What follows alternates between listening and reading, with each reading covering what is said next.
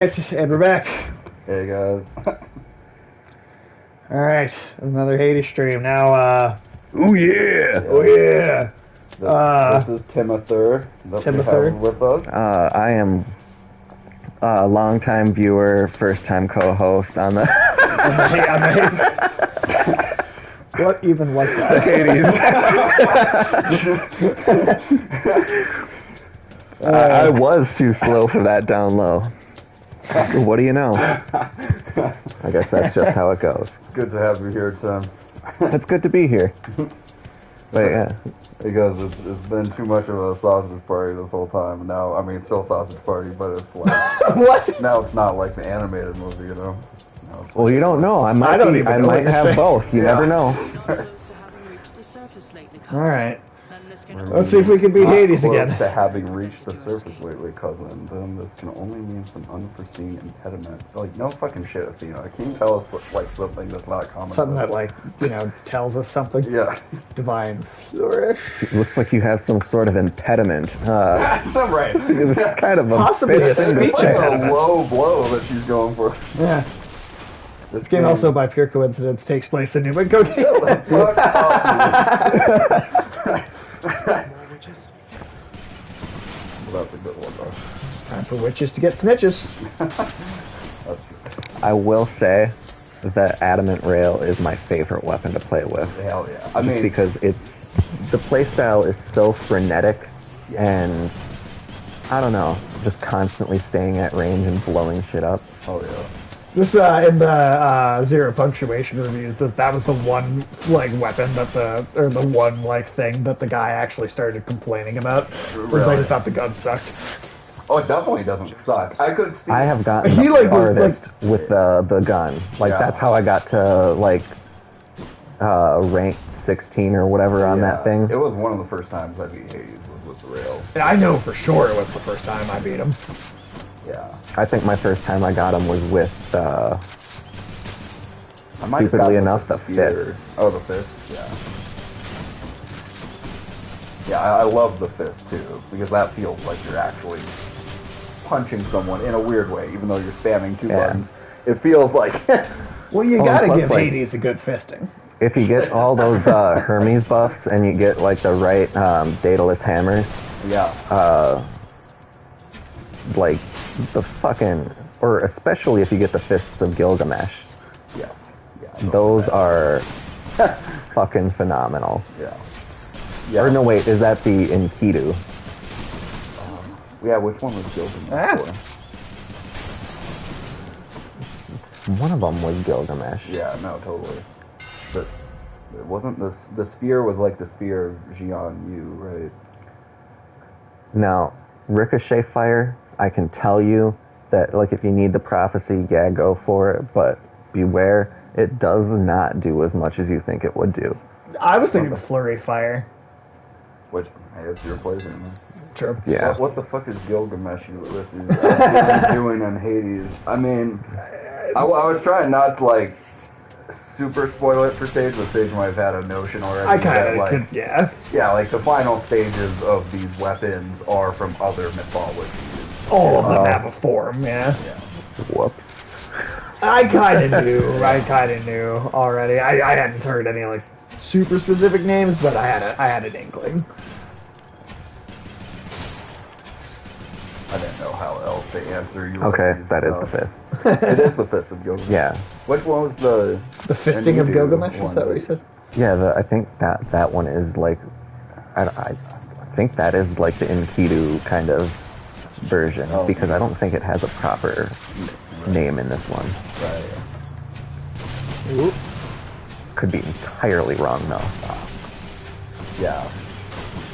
I haven't played my own copy of Hades in a while now, actually. So that's why This one whenever you come over. that's why this was such a fun, surprise to get back into when you said we were going to be streaming this. I got back into it like while watching your you guys' watched, yeah. streams. Oh, really? And so I'd be like in chat and then like Still played. yeah. That's awesome. That's a perk of 2 monitors. Hell yeah. But like I was like I ended up fucking getting basically all but the fish prophecy.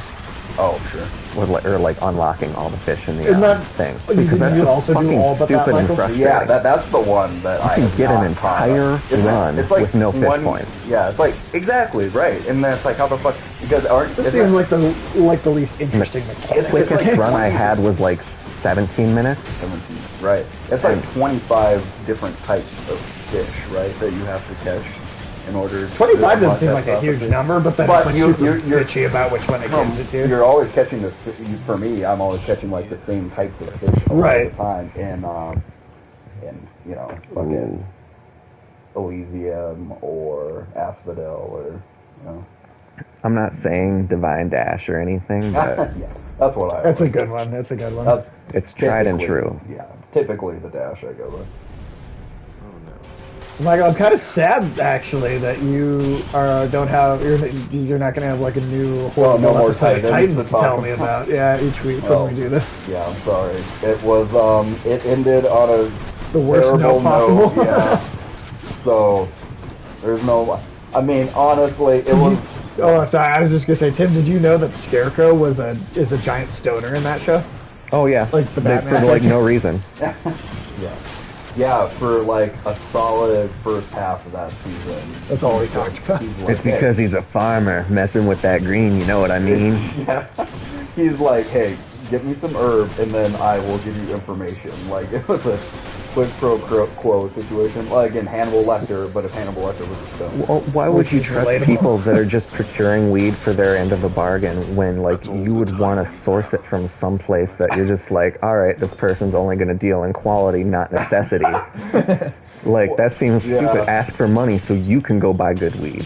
Well, I don't know if at the time they were letting Scarecrow leave the prison to buy weed, you know? Oh, Quid pro well, if you Scarecrow. think they can. Quid pro Scarecrow. So you're telling me they can sneak Pretty good. cocaine in, Yeah. but they can't sneak I don't weed know in? if they ever snuck cocaine. And No. It was Oh. like literally. It'd be like if Clarice took a joint out of Yeah. her purse and just handed it through the glass to him. It's basically what Nightwing Yeah, was where doing like to the little Scarecrow. lunch tray goes, like he was just sliding a joint. I there. suppose if I was stuck in prison because of all the people I killed, That's kind of how Scarecrow's dialogue was too in the show. it's like, yeah, in a so way, what I Scarecrow killed was the entire one character that was families. kind of good in certain ways. Yeah, Those no, kids didn't need legs. yeah, no. At times, that because that actor is kind of good. Like sometimes he would deliver like a dramatic monologue where it's like, "Wow, I actually thought that was a compelling take on Scarecrow." He deserved a better show to be in. Yeah, That version of Scarecrow legitimately I mean, it deserved a could better even show. have been in that show if that show was better at what it did. which- Well, yeah, I mean, if the whole show just From what wasn't I've seen of garbage. him, it would have been kind of cool to be, like have his own like mini series, like Yeah. not an entire like fucking 24 Yeah, episodes. we With could him do a movie, actually maybe. as Scarecrow, actually Yeah. wearing the mask and shit. I think so too. I mean, I think just like you got Joker, I mean, you could do a bunch of like solo movies off Batman villains. Well, that's like, what they were thinking of doing. But, I think you could, as long as you're careful, you could do it, right? I mean, like you talk I about mean, Mike shit, they've had Flanagan. Dr. Freeze, yeah, Mr. Freeze. Mr. Freeze, It's whatever. really easy, yeah, to do a Mr. Freeze. Does he origin have a movie. PhD? Well, that's the funny thing. You're right. Most villains actually do have a. Well, actually, most villains Like Poison don't, Ivy is like ridiculously smart. Harley Right. Quinn's a Most fucking villains neurologist or some don't shit. have a PhD, but they go by doctor. I'm pretty sure Mr. Freeze actually does have a PhD, but he's like humble about it. He's like, I'm just Mr. Freeze. I'm one of the. Oh, those please. guys." Or he stopped going by doctor because they're like, hey, could you look at this? And he's like, I don't fucking do that. And then he freezes and kills Yeah, him. he's like, I can freeze it off, whatever the fuck you're talking about. Like, I mean, like if you've got a lot of warts, maybe he's yeah, helpful. right. I know how to freeze off a wart. Freezes the entire person. He's like, The same pose or something else. Dr. Freeze, I kind of have some genital herpes. I'll freeze that right off, you know? It's freezing off Batman's genital Freeze herpes. his dick off. I figure that's what Mr. Freeze does in his downtime. Freeze off Batman's genital herpes. Dixicles, you know. Yeah, Dixicles. God damn it. Oh, that's Sometimes a fucking joke percolates, but more often with you folks than not. Yeah, we just kind of ramble on. And I think it's what makes this fun to listen to. Oh, absolutely. Yeah, and who else? There's like Mr. Freeze would be easy. Scarecrow, I think, would be easy. Well, Mike Flanagan has this whole idea for a Clayface. Well, Really? Hercules Oh, yeah, you were talking Where about like that you'd last be time. changing Yeah. out, like you'd have a shitload of different actors all playing the character because of the shape shifting. Yeah. Right. That You would could do be it cool. really cool. That'd be cool. Dash. What's that? What? Yeah, and fucking the thing about Mad Hatter, I think is cool. But Yeah. I feel like Mad Hatter complements Batman as villain so well because Mad Hatter basically hints to the reader or the viewer that Batman's world is Wonderland, basically. Right, that he himself is living in a delusional fantasy. Yeah, like the Yeah. other villains are like the Cheshire Cat or, all Yeah, so Mad Hatter almost has to. I don't know if he works on his own. because otherwise in the it's same way. just, I mean, you could do it. Obviously he'd be kind of like a weird loner that Right. probably doesn't have many friends, and that's probably the reason why he's, Right. trying to kidnap women and shit. But it's like, it would be a hard sell to totally make you empathize. Because like that, they made the Joker more sympathetic than that in the Right. Joaquin Phoenix movie. Right. Maybe Maybe it's like an audience stand right there. It's great. yeah, right. And then, like, what other fucking villain? I mean, I think Man-Bat would be cool, but in the same You could way do that that they're like kind a- of doing the Morbius movie, I'd do it as a monster, Yeah, Jekyll and Hyde kind of film. totally. Now, I think a Poison Ivy movie would be Yeah. good if Poison Ivy was like the Harley Quinn animated series, like that kind of personality. I agree. That is my favorite version of Like Poison the Ivy. lackadaisical, but still incredibly smart and vicious and powerful. Yeah, because- but like just a fucking joke with it because Because that Poison Ivy is like maybe the only version of the character that's not over the top. I feel like She's always over any the top. other Poison Ivy is basically like, I'm motherfucking Mother Nature, alright, so don't fuck with me. Yeah, I mean, she's like, oh yeah, she's always depicted as like almost like on the level of a goddess, like that. yeah, like, where she's, which like, is cool. inhuman. I think there should be an element of that to the Sure, character, sure. especially when she's not interacting with Harley, when she's like kind of far removed from humanity. I think there's that aspect of the character. But I also think, yeah, Poison Ivy should just be smart and just like actually has good social skills when she chooses to socialize. Right. Well, it depends. Like if you made a movie where Poison Ivy was like the titular character or something Yeah. like that, Yeah, are you you could going do it. with the Swamp Thing kind of connection and I having I feel her- like that'd be a little much to bring up all in the first movie or something. But if you were to give her own true solo storyline Yeah. I to agree explain her entirely with powers, if you're T-Bone. gonna, what did T-Bone just say? she's more relatable in the animated series. Yeah. Yeah, exactly. no, for sure. Oh yeah. Yeah, exactly. That's why I think if you brought up this mythology element of her being connected to the Green, Yeah. it might be a little detracting from her as a person, Sure. human character. I guess that also depends on how heroic you want to make her too. And that's sometimes in the artsy films, like they show people going through like mundane, everyday things because it Yeah. shows you just how like that person you can be because everyone Right. has to do dishes, do their laundry, they have a commute, shit Right. like that. Right. And sometimes there's a spectacular relatability in the mundane. Yeah, exactly. No, for sure. I mean, and I'd want that. I think going off, if you're using the Joker film as the template, I think that's kind of the tone you're Yeah. going for in a lot of those movies. I mean, because there are very few characters that are like high magic in Batman. Yeah, there's only a- Solomon Grundy is about. Well, Solomon Grundy, Ra's al Ghul. Yeah, but even with Ra's al Ghul, you can kind of argue. Well, they did make him. sci-fi-ish in that it's. Well, that's true. It's Ra's naturally- al it's a Ghul sounds like some compound. shit out of Stargate SG-1. He's been a big villain since like the 70s or whatever, but he's not featured usually heavily in the movies, except for in Batman Begins. Right. Well, yeah. I mean, I feel like he's probably one of the more well-known by general audiences Batman villains, purely because of that movie. I would just like to point out that there could have been an excellent trilogy. Batman Begins, Batman Began, Batman Ended. And that's where Batman dies. But Gotham is saved forever because he takes out every other villain by getting them all in, like, the fucking Arkham Asylum or whatever.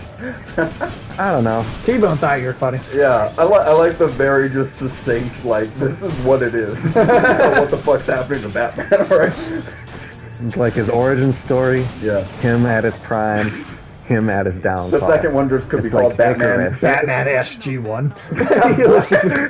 Oh yeah, Batman, but he goes through the Stargate to be a superhero on other worlds. You know, he does that actually a lot in the Silver Age, era, so... I Oh could shit, see it. yeah, that would actually be cool. Like That'd be a bad. multiversal Batman. Fuck yeah. Batman used to go in space and do drugs all the time in the 60s and 50s. Oh yeah, constantly. Not like in the 50s, they just said they were colorful adventures, and then by the That- and 60s, by- they were like, no, Batman's just been so fucking overly drugged by all of his enemies that he's tripping almost every other issue, you know? Everyone went to space and did drugs in the 60s. Yeah, exactly. Yeah, that's true. Yeah. I do love the. I would love to see a movie that leaned into like the trippy kind of weird psychedelic. I mean, that's what Batman. Grant Morrison did for a lot of his runs. But to do like a movie where we're really like hammering in on that aspect of the Yeah. character, I feel like. And Brian Michael Bendis, he wrote a comic like a year or two ago called Batman Universe, which was kind of Okay. which was kind of secluded, kind of one-off, but it was cool because it was him taking Batman back to his Silver Age roots.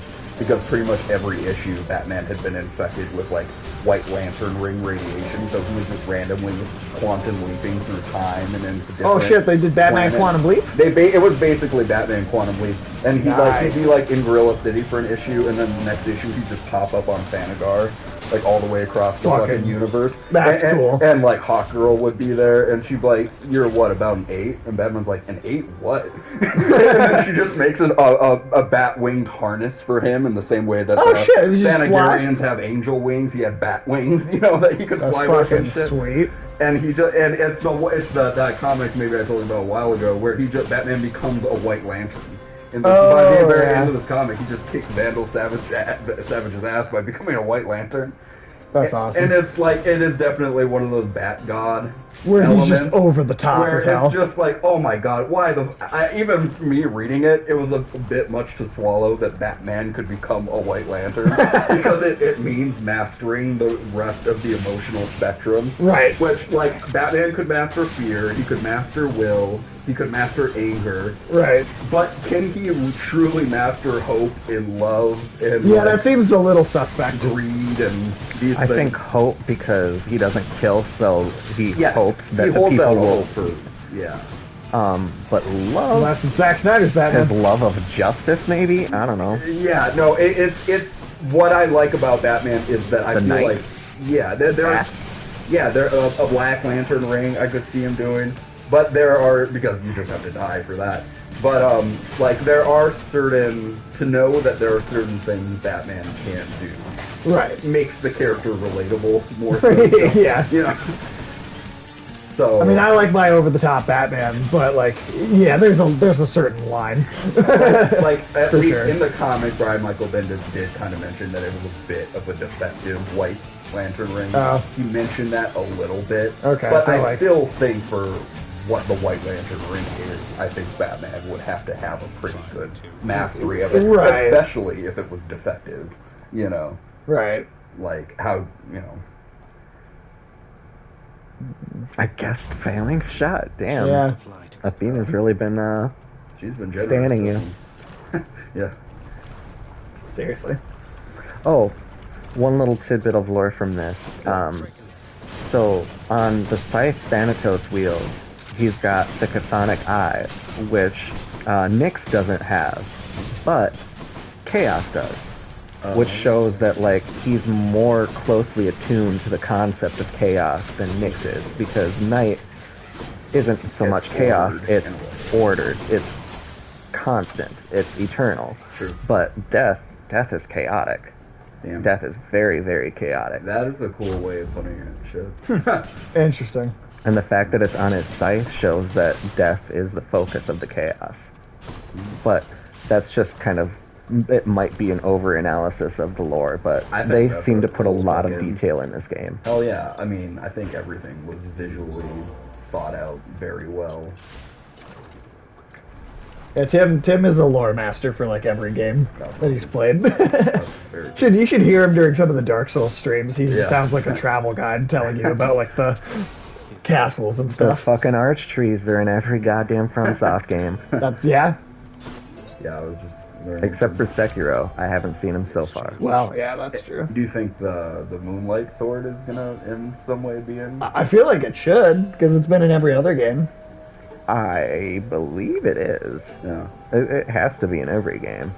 Though I will make this I'll die on this hill. That Bloodborne had the best iteration of the Moonlight Sword out of any game from So FromSoft. far, it's probably my favorite. Although I do have to say it is kind of a iconic, like to a particular character in the Togi, to me, where it's like, oh, it's like almost like part of a single character design. Like they made it work so well. You guys have any DC storylines or issues that I think are underrated. yeah. Favorite. underrated? Ulysses They're also all- said, "Isn't death another? Couldn't you call death a form of order?" like in Well- the natural cycle of things. Only in the fact that it's absolute. Yeah. Yeah, and I feel like Tim was saying that his Yeah. interpretation and reading of it is that it is more chaotic. Yeah. Because dialogue that you would unlock with Thanatos at some point talks about how he doesn't understand why mortals fear death so much and why they try to run away from it and live their lives trying to outrun it. Right. And that especially comes into play when you're talking about Sisyphus, because he Yeah. was the king in Greek Try mythos to that escape death. yeah, he like fooled death and paid the ultimate price by getting that boulder shit. Yeah. But no, to answer T-Bone's question about DC comics that are obscure or we think are underrated. Well, I Or, know a lot of Batman ones right off the bat. Like I said, Batman Universe by Brian Michael Bendis. If you haven't read that yet, that's new too, right? Yeah, That's that was real- like 2 really years old. recently. That's a really fun story. It's not like weighty or anything. It's definitely, if you've ever wanted to see a side of Batman that is lighter and like the kind of Batman who is like this such a great man that he in skilled and everything that he's able to travel to other planets and just keep up, you know. That was kind of the Silver Age Batman. A very funny but stupid version of that was Batman Odyssey, written Yeah, I by love Batman Odyssey. written by Neil Adams, who was a Batman artist predominantly in the 70s. And maybe he should have stayed that way, but Batman Odyssey is one of the funniest Batman fucking comics ever. Oh, written. he said some unbelievable It shit. is so nonsensical, the plot and dialogue, and it's that Silver Age Batman, but used to just like an abstract, almost like stoner comedy sense. Like, it's just fucking hilarious. Like, can you think of any of the dialogue off the top of your head? Like, I know he goes with the into like Riddler a at whole one point. monologue. Batman goes into a whole monologue about bananas at one point. You know, Like BANAN. yeah. What about when he picks up the Riddler and he looks at him and goes, "You dare to continue to exist?" I heard a fishing ding. That's one of his best lines. Oh, there probably was a fishing spot. Yeah. Ah, That Sage doesn't like those. I fucking hate the fish now. like all the only old good because Superman comic occasionally covers they where give you good Superman always shit. looks evil Yeah. or insane for no reason. Yeah. Oh, yeah. And that's Silver Age Superman. That's Silver Age. So, and then Like when Superman is they're in space and he's snapping Lois Lane's oxygen cable. Remember it? Honestly, Definitely gotta check it out. I mean, T-Bone is again, a huge comics nerd awesome. too. Oh, So T-Bone- she knows probably like Yeah. 90% of what we're like comics we can bring up. I right. bet. Like, if you're gonna get that book, maybe just rent it from a library if you can. But otherwise, if you're gonna get it, look for it at like a half-price books and get it for like $10 or less, because it's probably. I mean, I personally enjoy it so much. I bought the $20 hardcover, but But that's also just because we've had so much fun with it. it made and, me like, laugh so much. Right, you can see some people maybe not enjoying it to that same degree. Yeah. And just yesterday, and kind of addressing Ulysses' comment, I finally read Whatever Happened to the Man of Tomorrow, Alan Moore's like most famous Superman Oh yeah. comic.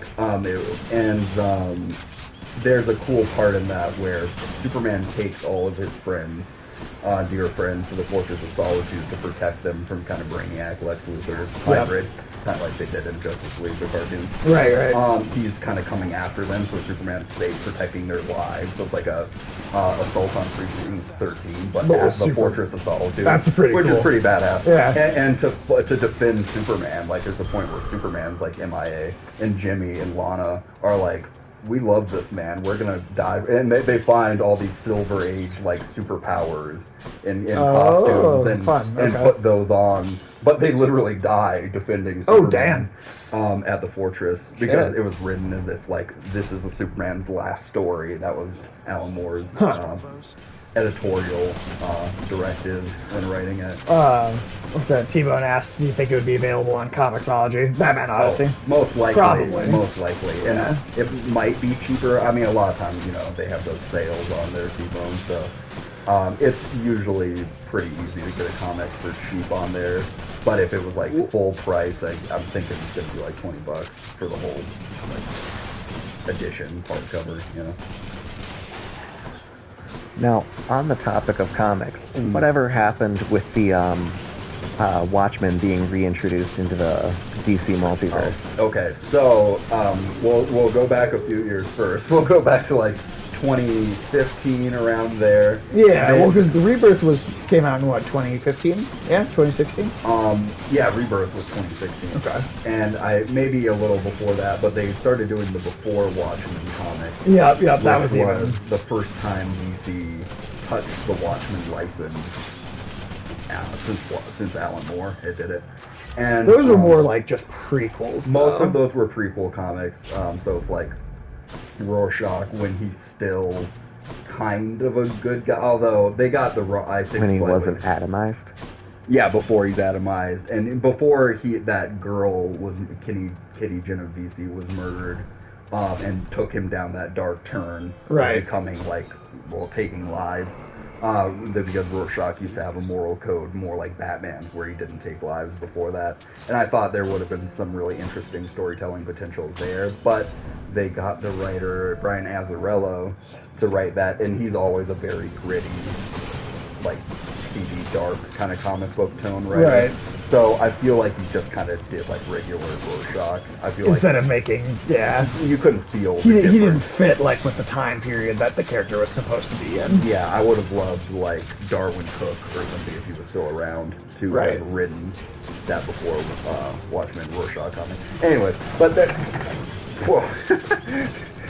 Little cat tornado going on over there. Yeah, Jesus Christ.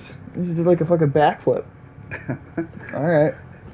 And then, before Watchmen, so that was their first attempt, and I think that was probably when they started brainstorming, Jeff Johns anyways, like what he would want to do with Watchmen, and he did the Doomsday Clock storyline. That was the culmination of it. Yeah. Okay. And that was basically Jeff Johns' sequel to the Watchmen. Which is funny because we got two sequels to Watchmen at the same time because there was the series, right, the HBO series, and then the Doomsday Clock book, which both served as sequels. And both are really good in their own right. They both do pretty different things. But that, if you want to like read basically what it would be considered the comic book, the official sequel to Watchmen, it would be Doomsday Clock. Because essentially, right, the New 52 happened in 2011, right, which was, met with mixed reception. A lot of things were undone. Right? There were some good experimental things. Oh, there were some great comics that came out of that. And Batman, Swamp Thing. Yeah, I mean DC saved the comic book industry for a time by doing that because that was such a brave risk to take to start over continuity entirely. That it pulled people back into reading comics for a bit. Yeah. And then Marvel, they did the slightly more tactful option of like, well, we're kind of resetting, but continuity still exists. Yeah, they didn't do a full reset. But then they essentially were like, came up with this explanation that the New 52 reboot was actually caused by Dr. Manhattan stealing history out of the universe as almost like an He experiment. condensed time and pulled out 5 years of all characters' histories to see what effect basically would have on history if he did it. And that's how you end up with Superman in the New 52, who's both of his human parents died when he was a kid, which I hate. Yeah, I hate that take I on hate him. that because it's Superman basically removes- growing out with hope in a way. Yeah, it's him taking the optimism out of the character entirely. Yeah, him being taught these morals. Like, where does he learn morality other than just from himself, which is a kind of a boring answer. Right. Which is on it. Also, though, I will say that him having to learn it from himself is maybe still better than Zack Snyder's version of Von Pocket. Like, Clark, maybe you should have let that bus full of kids drown. Well, Might have been a good idea. But in a way, in the New 52, that was also known for being a slightly edgier version of these characters. And by having Watchmen integrate in that way with the DC Universe, where it's Dr. Manhattan trying to make the DC Universe more like the Watchmen universe, basically. Like trying to take the hope away from it a little bit. And having this nihilistic, just everything's awful. There's no God. Right. Things are just going to end in Armageddon. You know, that's basically what Dr. Manhattan did. And what's really cool about Doomsday Clock is, like, Superman is so cannot be corrupted in that way that even Dr. Manhattan couldn't break Superman spirit, basically. Like in a physical fight, like that's one thing, but like in a spiritual fight, Superman was still the victor. He won that fight from a mental perspective. Yeah, and that was the other thing. Like, it services DC lore more than it services Watchmen lore. It definitely does. Yeah. Like you find out what they decided to do with the Watchmen Earth and its history in that comic as well.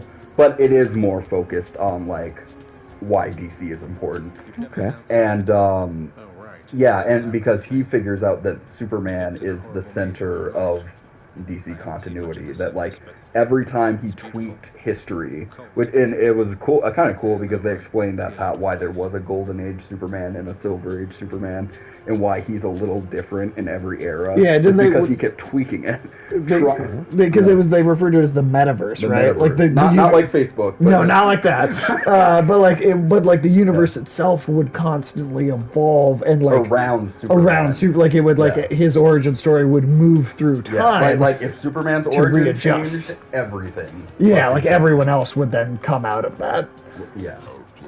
And like Superman, he was almost always the most consistent in his origin. He almost always stayed the same character. And he's like, why can't I basically break this man?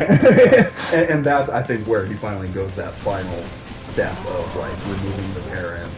Right, because for Alan Scott making it so that he just died. By getting rid of the Justice Society. Right. And all the Golden Age superheroes, all the veteran, old, value, virtue superheroes. By getting rid of them, he took away a moral imperative away from a lot of the other DC characters. But Superman still retains those. Right, even with all that, yeah. So it was a very philosophical oh, I got the cat coming to say hi to you. Take on Watchmen, which, I mean, Watchmen it was very philosophical to begin with. Right. So they just it only went makes in sense a different to do direction. Yeah. And I think a lot of those issues are fantastic that Jeff Oh yeah, I really enjoyed that whole story. I'm actually kind of surprised I don't already own hardcovers of it. I feel like, especially since it feels like that's what kind of the point of DC Rebirth. Yeah, like I kind of would like to have that conclusory. Like it is kind of the end of DC. Like DC Universe is still going, obviously, with Rebirth. Right. But it feels like Doomsday Clock was like the end of the DC story. It could have been. It could have been. It really could have been. And I mean, if they wanted to reboot again after that, I'm glad they didn't, because I'm glad the reboot thing starts to become... Well, if you keep rebooting continuity constantly, then like the fact that you're restarting things like everything starts to look like even more than like death being a revolving door. Yeah, you know, exactly. it's like you turn rebooting into a revolving door. That's not good. I mean, it's part of DC and Marvel. Basically, every 10 years they do kind of reboot. But once a decade, I think, is not too unreasonable. No. But like at a certain point, like I feel like you start doing stuff like too frequently. Because generationally, they're just trying to bring in new audiences, like about Right. every 10 years, like every generation. Which I mean, as a business, you can't blame them. But at the same time, it's a lot of old, school fans that have stuck with the continuity the whole time. It's that, also that like think of it all as one continuity. They get pissed, right, and usually drop off reading comics for a while when that kind of thing happens. right. Unless it's done so well that like yeah. Well, like with like certain things, it almost feels like I thought Secret Wars, right, with Marvel in 2015. That felt like it wasn't a reboot exactly, but it did reset a lot of things. Yeah. But it also it told a story. It used a really great story to set that table in a way where it doesn't feel like it's breaking the continuity. It does feel like it's a reboot that still feels like a continuation. Yes, very much so. And I kind of, like, in a way, DC, after Doomsday Clock, it has been a slightly different era. Like, they've reintegrated Hope into the universe.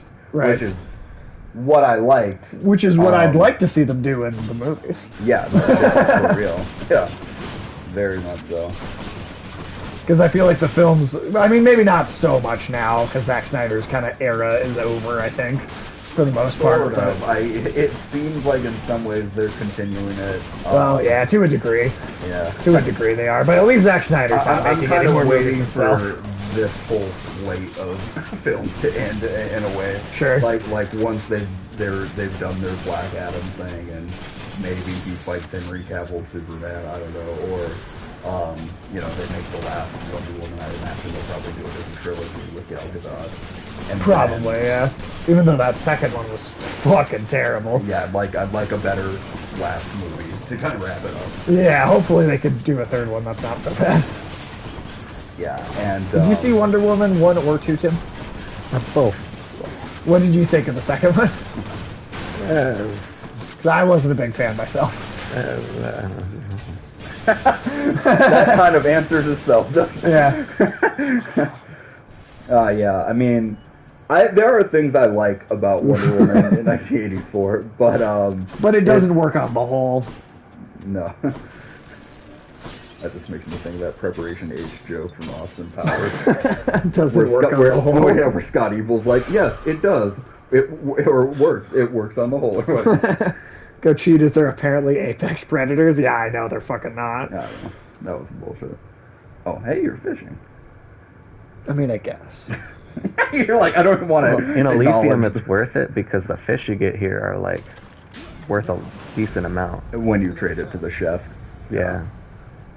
Oh, who's The Hinga Durgan guy. What? What, do you like the Swedish chef or what? Yeah, it goes to the Swedish chef. Oh, I didn't think about that, yeah. That's hilarious. That should be his backstory in this game. Alright. Go to the boss fight. And we got Aphrodite's AIDS, so that should help. I'd like these made from Africa. You guys make me want to visit my local comic store. We can totally just be like the people. Dude, I can talk about comics for about 17 hours. I mean, Yeah. It would be the perfect employees at a comic store.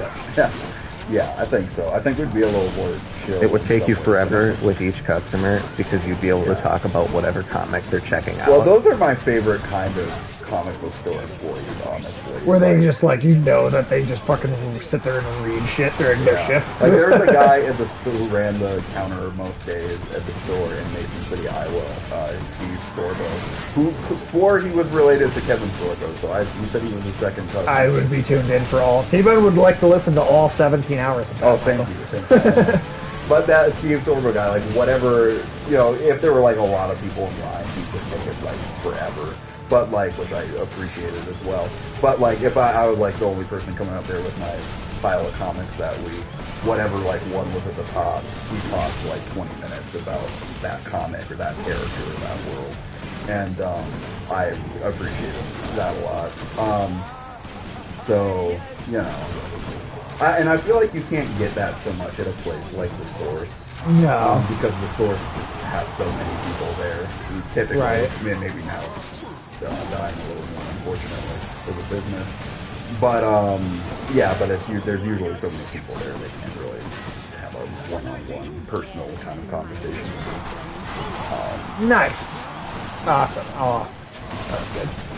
Oh, damn. Really close to looking at the card. And what other comics? All-Star Batman and Robin. You've maybe heard of that one, T-Bone. For a lot of people hate that book, but I enjoy it. like Batman Odyssey is some garbage compared to All-Star Batman. Right. And I mean, it makes All-Star Batman and Robin like a masterpiece. And I honestly think there are a lot of great things in All-Star Batman and Robin. And honestly, like, I'm usually not super interested in a lot of what Frank Miller writes now. But for some reason, when he returns to Batman, I'm like, I like his spin on the world of Batman still. Like, yeah, he did kind of invent the original edgy, dark, brooding Batman that is the modern Batman. But he does it well. And I love the idea in his All-Star Batman run, which is basically his Batman when he was young, like in his 20s or something. And that Batman is a psychopath. That Batman, like, people say that Batman, Robert Pattinson's Batman, is gonna be in like, this new movie is going to be kind of a psychopath, but I have no... He won't be anywhere close. I have no inkling that he's going to top Frank Miller's Batman. No, probably and how not. fucking nuts this dude fucking was. Like he finds out Green Lantern's weakness is yellow, so he paints literally himself, Robin, the interior of their house, and every single object, including every painting on the wall, all yellow. And Hal just walks in the room and he's like, I hate you, Bruce. And Bruce is like, yeah, suck that dick, Hal Jordan. and he like literally has Robin beat Green Lantern up. And No, well, right? to be Am I fair, remembering that wrong? he had, like, while he's basically pissing off Hal Jordan. That's the whole reason he did this. Well, and he like offers some lemonade too. At one point, he's like, "You want some lemonade, Hal?" God damn it. It was to distract Hal Jordan so that Robin could pickpocket the ring. Oh, that's off of right. Hal Jordan, Yeah. so he wasn't focusing on keeping it.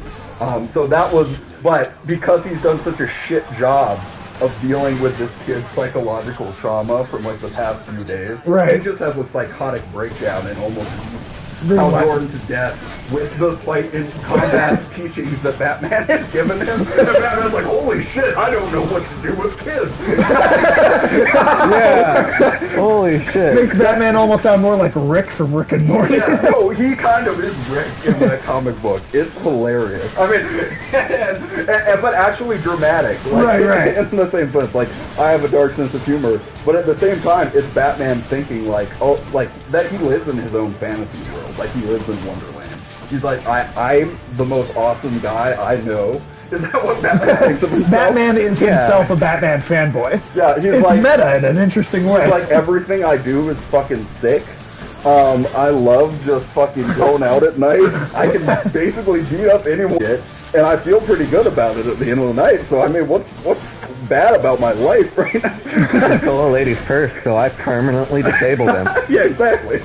And he's still, like, you could argue, some readers could argue in that comic that Batman kills a couple of times in it, but I would argue that Batman is so skilled in that comic that even as much as he's decimating human beings in that comic, I'd argue, I'm at least interpreting that he's still not killing these people. So I still think it's Batman holding on to his moral code, which is the only interesting kind of Batman to me.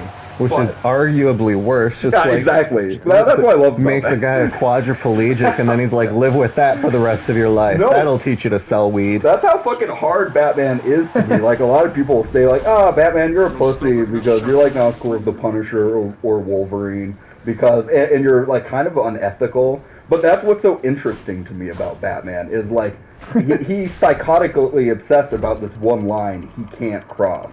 He can't do it. Like, psychologically, you could never break Batman to do that. and yet he is okay with putting a person in a hospital. For, like, it's just this weird cognitive dissonance that Batman has that makes him a very... I still think, like, again, always my favorite superhero. Like, oh yeah, that's not going to be brutal on their family. Yeah. Oh, there's a comic where a bunch Yeah. of like random henchmen that like all been named like team up to get revenge, and one of them is 3 dudes that melted together, and Batman saved them from the lava to make sure they were alive, but they are melted together. You're missing one other little detail that makes that awesome. It wasn't like lava, but it was just like a lake that he made so hot, he turned the water, it made it into a lake So of fire. he heated up the regular water. Like a public lake into a lake of fire, and these guys just fucking melted together because of the extreme heat. God damn. And that's why they hate Batman, and it's like, you guys are justified. Yeah. If Batman melted me to 2 other people, I'd be pretty pissed, no matter how much I like the other people. He's like, It's like Batman's practically a Cenobite at that point. yeah, right. Or at least turning people into Cenobites. Yeah. And there's a great comic where, another kind of one-off Batman comic. I can go off on one-off Batman comics for ages. But, Batman, there's like, well, I don't know if I want to go into the whole convoluted arc of what happened, but basically... Because they can't get convoluted. Yeah, but basically what happened was a demon was spawned in hell from all the years of fear that Batman had inspired on Earth. It gave birth to a demon in hell that was Batman's fear. And eventually it comes to Earth trying to kill Batman and to torment him with his own fear. And basically it just ends with Batman being like, you don't scare me, motherfucker. I'm everything you're scared of. You don't scare me. And he just beats the fear demon to death, basically, because it's a demon, it's kind of like it doesn't really have a soul or a life. So it is kind of one of those rare times where Batman just beats his own fear to death in a symbolic sense. And it's just one of those ridiculous, over-the-top Batman stories I love because of that.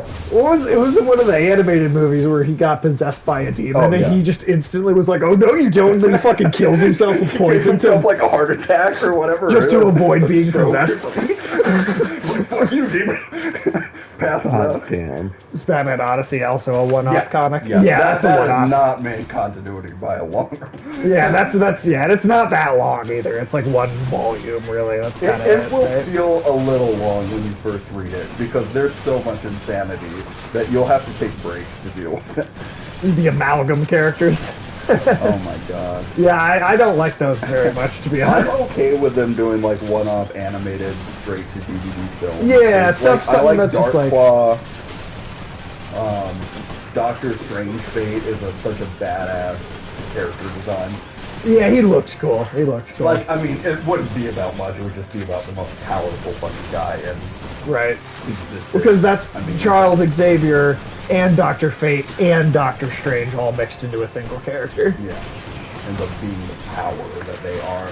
I mean, it'd be cool as like a DDG fight, basically. Right. Like if you got these amalgam characters like Darkclaw, which is Batman and Wolverine fused together, doing a fusion dance. Well, there's also Bruce Wayne, Agents of S.H.I.E.L.D., which is Bruce Wayne and Nick Fury fused None of together. it makes any fucking It doesn't. It really is gibberish. It's gibberish. But and then I think Nightwing and Spider-Man crossovers and shit. They're dumb. Oh yeah, some of them are like really ridiculous. Some of them are the worst. I went through. Do you want to pull that up? And we've sure. never done it on the stream before. Some of those are the worst ideas comic book like you've ever heard in your life. Amalgam, comic book days. And I'll just list them off.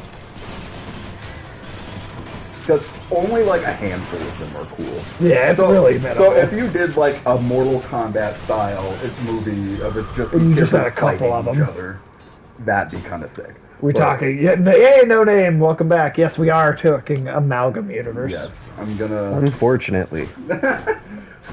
And Tim, are you just like rolling your eyes over there? Like, what are we even going on about? I know exactly what you're talking about. Yeah. It fucking Oh, are you sucks. familiar with it? Yeah. Yeah, it's Right. who's got high and pitched lot. that idea, and what high as fuck person authorized I it. think it was in that era where they started to do DC Marvel crossover comic book stories, and I think out of that they were like, we could. Well, I own one of them. Yes, right. I have one of those books, and Yeah, I exactly. swear to God, the resolution at the end of that story and how they solve all those problems is that like somehow The they just Marvel God. they introduced two like completely new characters, and one is like a personification of the Marvel universe, and one's a personification of One's DC. red and one's blue. So like And one's they look Coke, like Rock and Coke. Sock'em Oh, I was gonna robots. say one's Coke and one's Pepsi.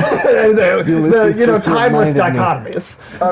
Yeah. How did you like the gingerbread Mountain Dew? Weren't you there for that stream? I fucking hated it. What did you think? I gave it a 2 out of 10. I missed that one. Sure. What's Yeah, but I gave it a 9 out of 10. No, I'm kidding. It tastes like old school cola, but Yeah. then with like allspice, which like why the fuck would you put allspice in there? Yeah, Right. yeah. Just put the ginger in. Like, exactly. Don't you think they were going for basically a ginger beer sort of... Because ginger was in original cola as like one of the primary ingredients. Right. And so like yeah, having it in But not there kind of gingerbread. like But no, not gingerbread. Could you detect a taste of the gingerbread aspect? Yeah, that was awful. Yeah, Yeah, that was what made it truly terrible. Like once I had that like shortbread aftertaste in my mouth, I was like, ugh. But no, I swear to God, the resolution of that story Yeah. is literally the Marvel God and the Unfortunately DC not, no, God man. shake hands because they're watching Batman and Captain America have like an endless, infinite fight because they're like both like They're evenly equally matched. skilled. And they Like, shake this is hands. so cool that we must make peace. Yeah, that's literally it. That is the fucking 5-year-old level of writing going on in that comic. And that's basically what these amalgam characters were made by 5-year-olds. Yeah, I mean they really are. So here's like here's a lot of the teams. So here's like the challengers of the Fantastic, which is obviously the Fantastic Four, the challengers of the unknown. But it makes it sound like the challengers are challenging the Fantastic Four. Yeah, so it make doesn't. sense. Yeah, it's not a good title. But I mostly bring that up because of this much worse name called the Challenger Haters of Evil. The Haters of Evil. It's like it they're spelled internet with an trolls. Yeah. Wow, that was before internet trolling was a thing. Yeah, really, it's like too. predicted the future. God damn, it's some 1984 type sci-fi right Which here. is DC's League of Challenger Haters, which I think that's maybe an awful You know, team name too. Fahrenheit Yeah. 451 is making some really good ideas when it comes to shit like this. Yeah, and Masters of Evil, which is a great villain team from Marvel. But Yeah. but to show how bad that DC team is, I've never heard of the League of Challenger Haters. So that's got to be pretty bad. The League of Challenger. It's so goddamn dumb. Generation Hex, which is just Jonah Hex and Generation Ew. X. But Jonah Hex is not a team unto himself. Yeah. So So that how do you doesn't make combine one character with the team? It says the members are Jono. Jono. You can't even read these names without laughing Is he because they're so Is he stupid. like a gorilla, like Bonono or something? Like, what was this fucking dude? They mistyped Juno and they were like, well, it can't go back now. Yeah, the other teammates are El Papamundo. What? Yeah, I'm gonna go Papa Mundo. I'll be right back. The Jonas brother. Yeah, North Star Trigger. What? Retribution Skin Hunter. I'm done with that one. The Hellfire League of Injustice, Judgment League Avengers.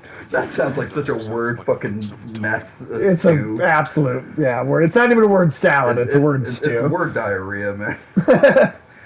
Just this is Justice League X-Men. So that's it. That's all. They didn't put Come any on. more effort into that. What the fuck? Wow. Wow. Mr. X, Apollo, Firebird, Iceberg, Amazon, Runway. Runway? Is it like the supermodel runway? Does it now? Does for some of the really Chaos. funny ones? Does it say what all of the combinations are for the individual characters? Because some of them Yeah. are really ridiculous. Well, for those it doesn't quite say. I mean, you could probably guess what some of those individual Sure. ones are. But once I just do the characters, it'll say what characters can cause them. The team's one just came up first. New York Special Crimes Unit. What? New York Special Crimes Unit. Isn't that like a Law and Order setup? They each just put bits of each name into a hat. Exactly. Yeah, most people don't know that Law and Order SVU is actually a DC Marvel amalgam comic. The emojis are good. That's my favorite one, the New York Special Crimes Unit. It's just so out of place. Solving, like, fucking street-level crimes, is that all they're doing? They better be. It's like Daredevil, Jessica Jones, Batman, like a bunch of street No, heroes. it's not. It's Captain Sam McCullough. It's Roxy Leach. Who? Flash Thompson and Brooklyn Barnes. Wait, The bully from Spider-Man? two of those characters are just Marvel characters. Yeah. Or are those just DC characters? They're probably just DC characters. That was fucking lazy to do. Marvel SVU. No names. Marvel. The Unpeople. The Unpeople, what? Weaponers of AIM. I don't think this is going to be a run where I do it. CSI Match Report. That's great. That one actually, I'd watch that. I would actually watch CSI Match Report. So is this? Whoop, whoop. Unpeople sounds like a Nazi buzzword. It does, actually. Yeah, you're not wrong. Yeah. You're not wrong, though. That's very true. Okay, here's some of the main ones that people recognize. Super Soldier. Superman and Captain America. Even though Captain America is a super. Right, so it's kind of, yeah. Redundant. It's extremely redundant. Dark Claw, which is again one of the only ones I actually kind of unironically sounds kinda like, cool, yeah. Which is because it's Batman He's and a Wolverine. super duper soldier. I know. Super If they got duper super soldier. duper, aren't you a super duper soldier? What if they called him Super America? Oh yeah, Super Like America. the gas station. Here we go, it's Super America. Captain He actually Speedway. sings the little jingle from the commercial as he flies away. Make some terrible coffee for you. Alright. Sam, you should do a run through this if you want. Otherwise, I think I'll give it a shot. I will admit, I have never played it with the controller. How do you guys feel about a Planet yeah. Hulk movie? There's been rumors it's in the works. Do I I get- think it's going to be, it's Hit it going to have the online? name Planet Hulk, but the actual... Sage has to switch. I do. So I'm going to do that. I'm going to talk to everybody first, and then we'll switch them over. But I here's the thing about the Planet Hulk movie. If that's true, it's not going to be an adaptation of the comic book Planet Hulk. I believe that they're going to use the She-Hulk series to set up Abomination. We're going to get Red Hulk set up a little bit. We're going to have Hulk. We're going to have maybe a Joe Fixit character. And World War Hulk is going to be in reference to a bunch of Hulks going to war with each other, not in reference to the comic book. Which that's kind of cool. Yeah, it's going to use the title, but it's going to do its own thing. It's not going to be an adaptation of that story. Actually, I do have to get going in like do you? 5 or so minutes, so Okay. I'll let you go to the next round. Okay, sounds good. Do you want the headset? Yeah, I might as well take them if you're going there. But like, They're cool hanging though, Tim. yeah, Tim, no, it's been awesome to have you. Get you in person for some streams here. Yeah, whenever. I guess every Tuesday now. Cowabunga, dudes. Well, I mean, unless something comes up, but if nothing gets in the way, we'll have Sekiro Tuesdays each week, Sekiro Tuesdays. and then you'll be here for Hades, Like or at least part of Taco it. Tuesday afterwards. It's like Hell yeah. But yeah, so like my guess at that movie, yeah, like because like you already did Planet Hulk, right, in Thor Ragnarok. Yes, they did. So like you can't go back and do a whole nother Planet Hulk to set up a proper World War Hulk, right? You can't go back and do Planet Hulk a second time. So just set up all the other Hulks first, and then Yeah, make them smash. Galaxy Hulk, and then make them all Hulk smash. I love the modern vernacular connotation. they all have to Hulk smash the black hole at the center of the galaxy. That it's like fucking. The devil's anus. Yeah. Let's smash that devil's anus. Yeah. I mean, you might hear something like that in Thor: Love and Thunder. I would not be You've got surprised. Taika Waititi, who's even more like, I feel like, A little than dirtier James in Gunn some ways. sometimes, at least sometimes. Yeah. But you've got Taika Waititi, and he's getting his hands on all the Guardians. Oh, he's right, getting a for lot. Thor: He's Love and getting hands Thunder. all over those things. Right, so Yeah. Like really getting a feel for them. he really just caught, Really coughing. yeah, just copping a feel for those characters.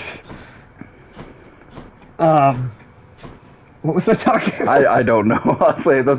Well, I just agree 100%, Miss T-Bone. I'm looking forward to it. Oh, Thor: Love and Unbelievable. Thunder, I think, is going to be Yeah. awesome. It's going to be terrific. It's gonna be very I'm going good. to love to critique the shit out of it, whatever minute amount I can. Always wear protection when you Hulk smash, otherwise you might come down with the Red Hulk. God damn it, Ulysses. Um, And Are you the one whom I should thank for this most wondrous music stand, my friend? but I think we'll see Joe fix it, though. now something you just said. You said that She-Hulk might set up Abomination. What do you mean by that? Because Abomination was. I mean, yes, he's already exists, right? But it's been confirmed since they announced She-Hulk that Tim Roth would be I thought you were a saying big. this Tim was going to play Abomination. No, Tim Roth is I have, going to like, be a big 10 character in the puns, She-Hulk but show. if I told them all to Michael, I don't think any of them would make him laugh. Like, I'd just be I'd angry. strangle you. Puns are his gnome.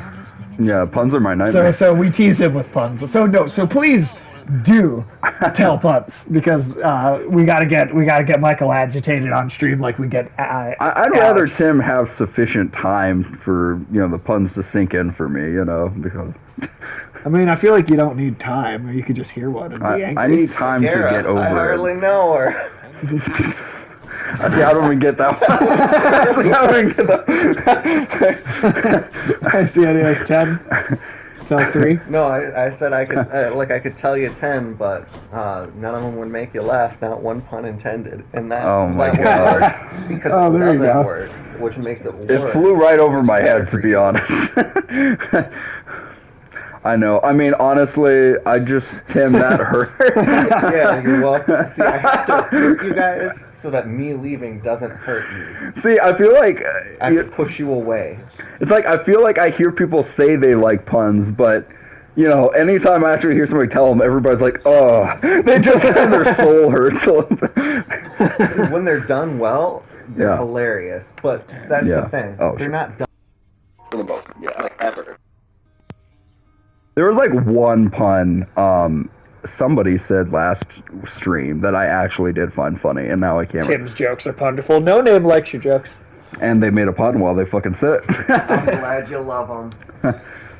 Yeah, that fat psychic pun from last time was Yes, pretty good. that was the one I liked. Oh, okay. I don't remember what it was because I mean, occasionally there might be a pun. What about okay, what was the newspaper headline when the psychic midget broke out of prison? There's a small medium at large. That's That's kind of funny. That one's well thought out and shit. I think that's like, pretty good. A fortune teller. my Yeah, God. that one did. That one made me laugh too. Let's see. I did the. Did I do? Oh, and that cat's gonna try to sneak out with you if I don't go grab her. She has such a pathetic little. Just trying to seem more Like she meows like a pathetic. kid. See ya, Tim. Hi, Tim. Let's see. Take his cat before he gets more. I'm not getting more cats. I'm not getting more cats. Ulysses and Alex talking about me getting an infinite amount of cats has become my gnomes, I think. Oh God. It's like I'm not getting more than the 3. That is it. I am not going to become a crazy cat lady. Well, you kind of already are. You can't become. No, I am not. I am not a crazy cat. I didn't want the first a one. crazy cat man. Okay, can we put that in perspective? I'm not getting 57 more cats. I never said that. Sage. I did not say that. Damn, the new 52 cats, huh? God damn it. Yeah, I've already beat it. We beat it with a sword because we have to up it Did we? if we're gonna. Huh? Weird.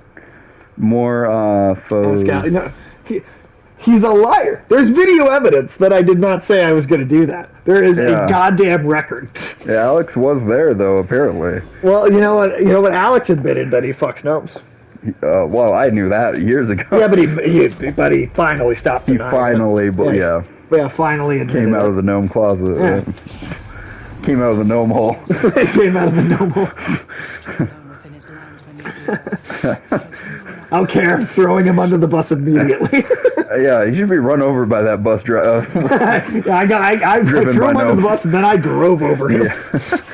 For Alex, it's no No sweet dome. Phalanx shot. Let's go with that. I'm gonna miss Tim. He added some good some Oh good yeah, Tim's commentary. great. Tim's awesome. Well, hey, we'll if the Sekiro stream every Tuesday works out well, I'll then still see him. we'll probably see Tim and have him on at least part of the Hades stream Yeah. every week too. So Seems like he would have been able to stick around for the Hades if something hadn't come up. So that's true. So maybe next time he'll even be here for the whole Hades stream. that'd be cool. That'd be very cool. Oh, although fuck, I just remember next Tuesday for Thanksgiving I'll be out of the state. Oh yeah, absolutely, yeah, no problem, dude. I'll probably do.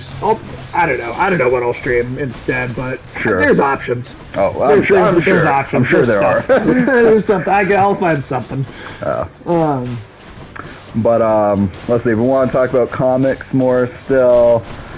Yeah, I mean, shit, whatever comes up, man. Yeah, fucking. I mean, I am of the belief that most Batman comics are entertaining. So, Even when they're not as good. yeah, still even fun. when they're not great, even when they're more run of the mill, I find something that I love about them. Typically. By the way, we went up to 168 last night. 168. Oh, fuck yeah. Just keeps fucking climbing at a pace that is constantly blowing my mind. That's awesome. Speaking of All-Star, if you've never read All-Star Superman, Oh, that's a great one. written by Yeah. Grant Morrison, a lot of people just generally think that's a classic Superman comic already. Nothing controversial about that one, but Sage finally broke down and bought... that's right. Yep, I went to bigfollows.com. I'm going to go to Chaos for this one. Yeah, since hell yeah, we never haven't done see it in a him. while. Yeah. But All-Star Superman is also kind of like Grant Morrison doing what Alan Moore did, which a lot of people kind of criticize Grant Morrison for sometimes. But writing Superman basically as if this was his last Superman story. Right. Well, I mean, I think both do it in interesting and different ways, even if that concept is kind of the same. Definitely. Your Also, path, if anybody in the chat hasn't seen this fucking design before, this is your like one of path the is coolest yours looking to things shape in as the you see game. fit, regardless of the fate's design. Together, we may twist that path a bit. Oh, that's cool. See, I like that Chaos just doesn't even give a fuck about the fates, like what the fates are up to. I mean, shit, why would he, right? Right. Damage from the trap. 346. Your special. That's a good special. I'm going with this one. Hope so. It's gotta not get hurt by those traps. But yeah, All-Star Superman is like, what if Superman was like diagnosed with a terminal illness, basically? Right. And he's like, I've got a year left of my life. What deeds do I choose to do in my Right. last year of life? And that's awesome. It's 'Cause almost like he's doing a 12 labors. That's also a bucket list. It's totally the 12 labors of Hercules, but Superman. Yeah. Which is Superman was originally inspired by Hercules and Right. Samson and a lot of the biblical religious strong men. So it just makes sense to that's why Grant Morrison is genius to think of those concepts like, well, he's Hercules. What Hercules story hasn't been told with Superman yet? Right. You know. And let's go. And Les. then Disney decided to tell us Hercules If he was Superman. Yeah, Hercules if he was Superman. Which is hilarious, and I like that feedback. Oh, I do actually. too. I mean, it's you want to see stuff that has like real inspiration Yeah. and does quality. Like learn from each other. Exactly. Right? Like for video games, right? Like Tomb Raider and Uncharted, I think is a great example. Because you might not have had Uncharted without Tomb Raider. Oh, right. But then when they rebooted Tomb Raider, they absolutely were looking at Uncharted as to how to do a more modern Tomb Raider. Totally. So I mean, like, and I like the Disney Hercules a lot because Resident Evil and Dead Space is a great example. I grew up with the Kevin Sorbo Superman series, which again was kind Kevin of Sorbo Hercules. Superman. You said Oh yeah, exactly. See how it's, easy. well, yeah, it's very easy to just. But yeah, the Kevin Sorbo Hercules series, Legendary Journeys or whatever. Yeah. And that was basically, again, Hercules just doing Superman deeds every week. Say like, hey, you guys got a supervillain to slay? I'm here. Yeah. And so I was already on that train train of like, I like a noble version, because the original Hercules is so far from noble. No, God, yeah, no, Yeah. he's an asshole. Like, again, he's interesting in that way, in that He's an interesting character, but he's not a good person. He's almost he's a bad person that's like forced to do good, right, basically. right. Yeah, that's an interesting way atone. to put it. Yeah. But yeah, I definitely like the idea of like having that kind of moral version of Hercules where he is like a superhero. Like it's just fun. Yeah, it was. Well, Marvel's Hercules. version of Hercules is Yeah, that same way. Yeah. Just like Marvel's version he's of totally Thor. Kevin Is more like, Sorbo, the Marvel Oh version. yeah. Well, and I do, I do wonder if we'll see the Hercules pop up somewhere in like Love and Thunder. I want them to keep Thor around at least until they do a proper Hercules story or movie. Do like a Hercules Thor buddy cop movie. Yeah, I think would be a lot because they could of fun. easily do a Hercules movie because that's a public domain character anyway. So they could always do their version of. Oh yeah. No, There's no nothing problem. stopping them. And I love because it is a noble Hercules, but it's him kind of grappling with an anti-hero past, him grappling with the fact that he was an alcoholic for so many years. Thor could be one day away from retirement in that movie.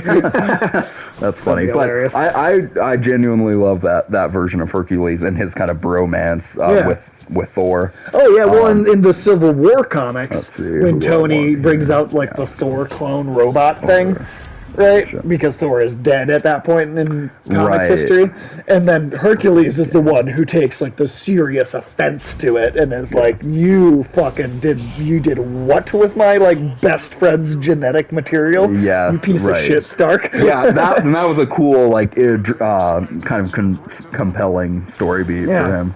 Yeah, right, T-Bone, though? Like, wouldn't that be a cool movie? Yeah. I mean, we know we're getting the other Pantheons.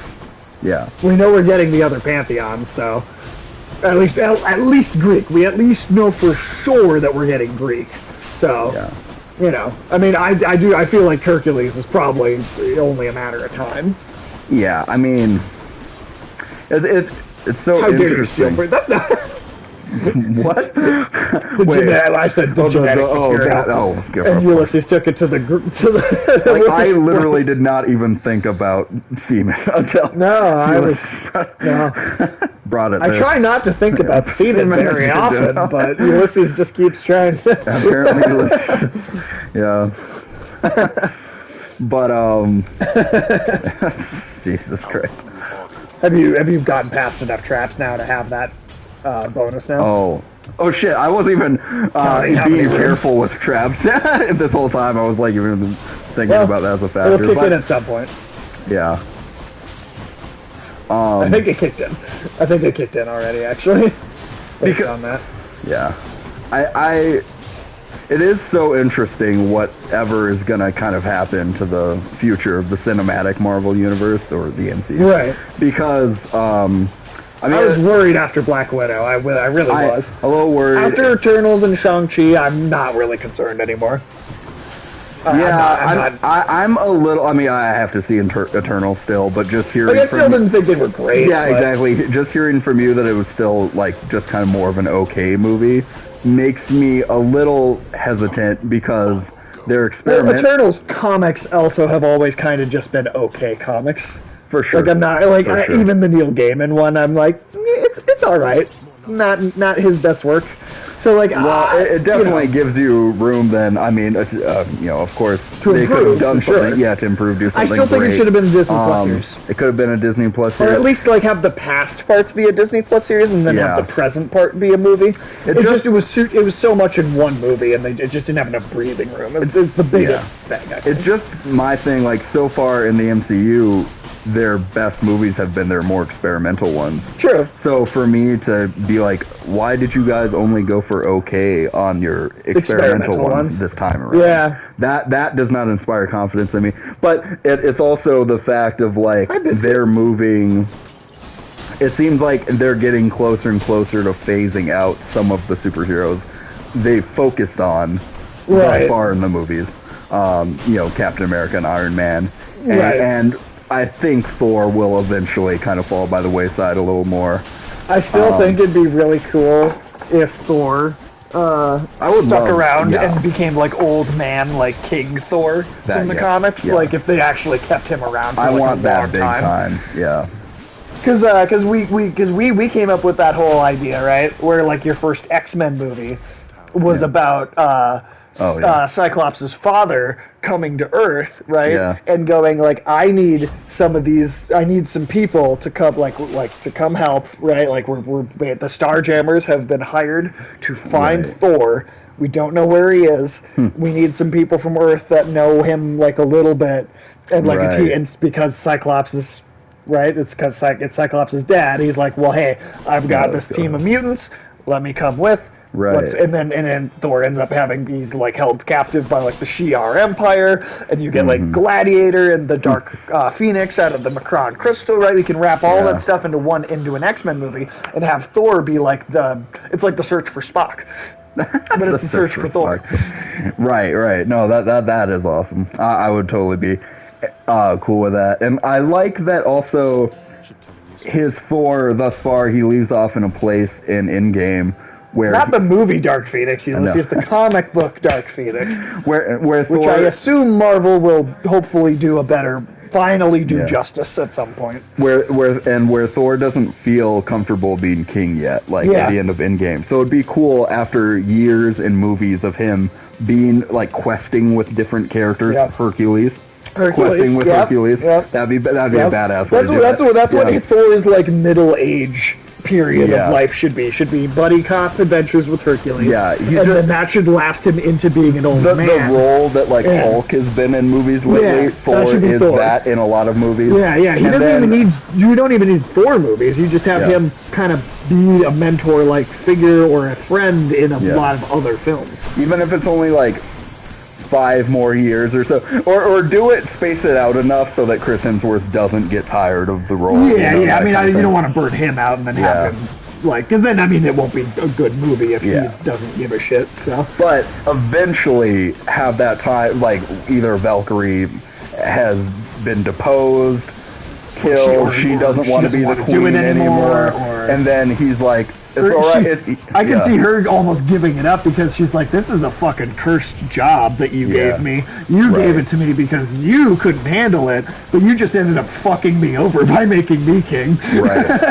And she's just like, fuck you, I'm leaving again. I mean, it would almost be cool if like she's still queen, and whatever threat they're facing at the time. It's like a siege on New Asgard or something. Yeah. Really trying to protect her people. It's just really hard. And maybe she likes ruling over the people, but maybe she doesn't like either the political elements of it. Yeah, maybe she likes backstabbing, shady based politics. on the way the characterization of Valkyrie up to this point, I feel like she wouldn't have a huge stomach for the political element. Yeah, she said she got tired of the golden sham, right? Yeah. So to have her tire of that aspect, and it's like, say there's like a heavy siege on wherever her people are at that moment, and it's just like she's just kind of like at wit's end with this, and just like fed up with the job, also because of those political elements. And Thor comes like basically at the moment where you would least want to be king. You would least want to be ruler. And he's like, you take this shit back. Right. And he's like, I can take this crown from you now. I'm ready. I'm ready for it. And then to have just such a badass experienced Thor just be able, again with Mjolnir and shit, be able to wipe the floor. Right. Especially if he has Mjolnir and Stormbreaker. Right. Just to be able to like wipe the floor with this threat. Right. And that's just a cool hero moment for Thor to ride in at this like most desperate I think it'd be kind of again. I think it'd be badass if that was the Shi'ar Empire that he had to come up. That would be badass. Like, can you imagine you know how strong Gladiator is, right, in the comics, right? Like you can pick Juggernaut and throw him over the fucking ocean, basically. Yeah, exactly. So if Gladiator was like set up as like this massively powerful villain, shut up, Ulysses. No, they shouldn't. No, they should not. Unless they're going to, like, fix them. Yeah. No, they should not. I know. I don't even think you can. I feel like I feel like that's one of the things Marvel completely fucked up. They fucked up the Dark Elves really bad. Yeah. I mean, they made. I don't think there's any room to come back and do them better again. Like now. they brought in the story of Dark World and did it well in Endgame, but the Dark Elf was not one of those elements that they even bothered to, not at all. to salvage. Malekith was such a great villain with great dialogue. And shut my up! God. No, the fuck he was not. He was literally actually Taskmaster, I think, is even worse than Malekith now. Oh yeah, Taskmaster. Yeah. Taskmaster Oh my is the God. one villain worse than Malekith, I think. Jesus Christ. But you're yeah, right Malekith about is that. still the second worst villain that the MCU's ever had. Yeah, he's not It's good. sad that they actually managed to outdo Malekith for worst villain. Oh, that fucking shit. that hurts my mind to think about. But Right. I mean, yeah, that is not, to me, like, their most successful run of movies, Black Widow, Shang-Chi, and Eternals. Like, again, not a bad streak. I mean, it's just starting off it's starting off on a really bad foot. But I mean, then, see, but the thing is I think you have to leave out all the Disney Plus shows to make that argument. That's what I'm saying. Good. Like, so far, we've just strictly been talking the movies. Yeah. So, for the movies, it's not their best. Yeah, no, I run right now. 100% agree with that. But if you're counting in the series, I think those have been pretty much all hits. Yeah, What if I was kind of more in the middle on, like some episodes I was thought were more really good? solidly in the camp of What If, aside from a couple of episodes. Yeah, I guess it was just, I thought they were back and forth. See, here's the thing. I think in the future, that is what they'll do, right? Yeah. Because of the negative reception to Black Widow. In the future, and No Name actually said this to me in a text the other day, but like because of the whole Taskmaster protocol, in the future they will probably retcon it so that the Taskmaster protocol was trying to essentially trying to copy a copier, and that they will introduce the actual Taskmaster. I know, later but on. if they have to constantly do that, basically that Mandarin. Well, but would you rather them like, not do that and never correct their mistake, though? I mean, it's either like. I mean, like, it'd be nice if they don't have to correct their mistake, but like they're going to make some mistakes, and if it's better. I think it's better for them to fix the one. Oh, I agree. That was like a Deadpool and X-Men Origins Wolverine level of bad. Yes, which again was fun for the better. Eventually, eventually. So yeah, it can be done, but it's like it's like to me, Taskmaster is not the deepest villain. I wouldn't say always. So I will say they do try their best, and they a lot of the times are successful. But I wouldn't. But again, like they haven't salvaged the Dark Elves. Yeah, the Dark Elves. I don't think they can fix that. I don't think that'll ever get done properly now. Yeah, but I agree. They do a really good job, time. of course, correcting, and it's just that sometimes there are things that slip through the cracks. Still, but for me, Taskmaster is not the deepest villain. So it's like if you don't get him right the first time, and it's like our general audience is going to give a shit when they do Task. Yeah, Ronan the Accuser was also fucking done terribly 2 goddamn times. Yes, they've not bothered to do him very well. Yeah, they fucked him. Yeah, that's the one that annoys me a lot personally, because Ronan is one of my favorite Marvel characters in the comics. A lot of Captain Marvel fans, I mean OG Captain Marvel fans, feel dissed by what they did to Marvel. Making it such a minor character. And I don't think they're ever really gonna resurrect that legacy or make it a legacy in a way. No, I think the best they could do is that I think this Marvel's movie could do something interesting about the legacy with Carol and Maria and Kamala. Is like the original Captain Marvel. Yeah, but to have Marvel, I think that's kind of lost. To me, it's such a ruined opportunity for her character too, because she's one of those first legacy characters in Marvel. That's really good. Yeah, What if they do a prequel? Their version of Marvel is not Captain Marvel. I'm fine with the gender swap. You could have still done a female version of Marvel. I just think their Marvel was a villain, basically, right? They're. I mean, kind of. Well, they were a villain that had a change of heart at some point, but that was all off screen, right? Like that character wasn't really developed at all, and they could do more with it. I guess I just felt like, I don't know. They made that character feel so. Yeah, at one point she was a villain, right? And then it changed her mind. And it made it feel like So it made it feel like if you did a prequel, you would be spending time with her as a villain, basically. Like, If you did, which could be interesting, maybe too, maybe it could be, but I just feel like that's still so far from what you'd want to see from that Captain Marvel character. oh, foster sister she prefers. I don't know. It's not impossible. I feel either like is I the should thing, read but whenever these little messages pop up. I feel like I should read them. I'm still just to- scanning them. I know, but just like in a way for the audience and stuff. That's fair. But That's fair. yeah. Oh, that's what I wanted. Zeus's AIDS right there. All right, Zeus's AIDS. But yeah, no, and what? Well, like I still remember thinking like you could. I feel like you just could have done like okay when Captain Marvel had like we hadn't even gotten a trailer. We just heard casting calls and we were just theorizing about Jude the Law's movie. character in that movie is closer like visually, I guess. Sure. In some Yeah. sense to what the original. But I think they were going with that sense of like he's supposed to be this great either warrior or whatever that turns out to be kind of this asshole, right? Right, which I feel like yeah. Which in the comics it's just like no, he is this renowned superhero, not just to the Kree. not He's just put to the to everybody. Kree, Yeah. but he like when that superhero died in like the 80s in a famous comic called The Death of Captain Marvel. That was like Superman getting killed by Doomsday almost. Yeah, and it was Like- such a great comic in the way they did it because it's like an annual sized comic and Yeah. it's completely silent. There's like no dialogue bubbles, no just that funeral. written word in the comic. It's a completely visually told story Right. about his death. And it's kind of like other comics, mainstream comics have done it since, but that was like one of the first times it was done. It was Yeah. really experimental and beautiful and stuff.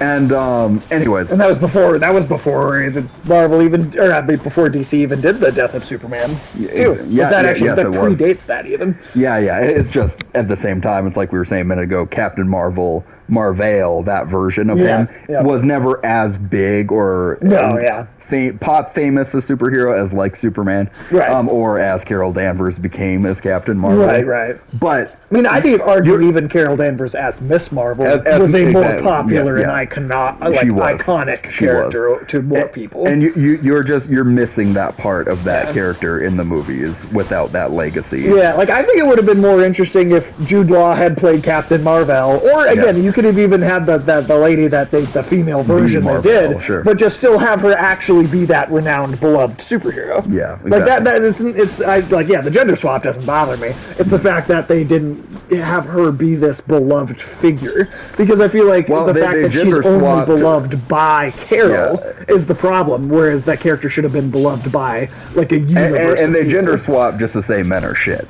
Like that's when I have a problem with gender swaps. Whenever they do a gender swap, just to put the other gender down, that Sure. to me is a bad example of a gender swap that serves no progress, except for My thing is the character was in the movie so little that it kind Right. of they made the character feel like it they didn't made the matter. character She didn't meaningless. matter. Yeah, Yeah. and they mattered more as literally the took away intelligence. Carol Danvers' past. It was a movie about Carol Danvers not having a past Right. because she's amnesiac for pretty much the whole movie. Which is also kind of erasing And the it's more like it's interesting basically comic the book opposite backstory. of what Miss Marvel becoming Captain Marvel is. Right. It's Well, all about her past. if you're gonna do a story about Captain Marvel or Miss Marvel or Carol in whatever way, shape, or form, Yeah. not having amnesia and not understanding her past, that should involve Mystique and Rogue and the X-Men. Yes, And you could have a definitely. whole bunch of really great female characters all in a single story that way.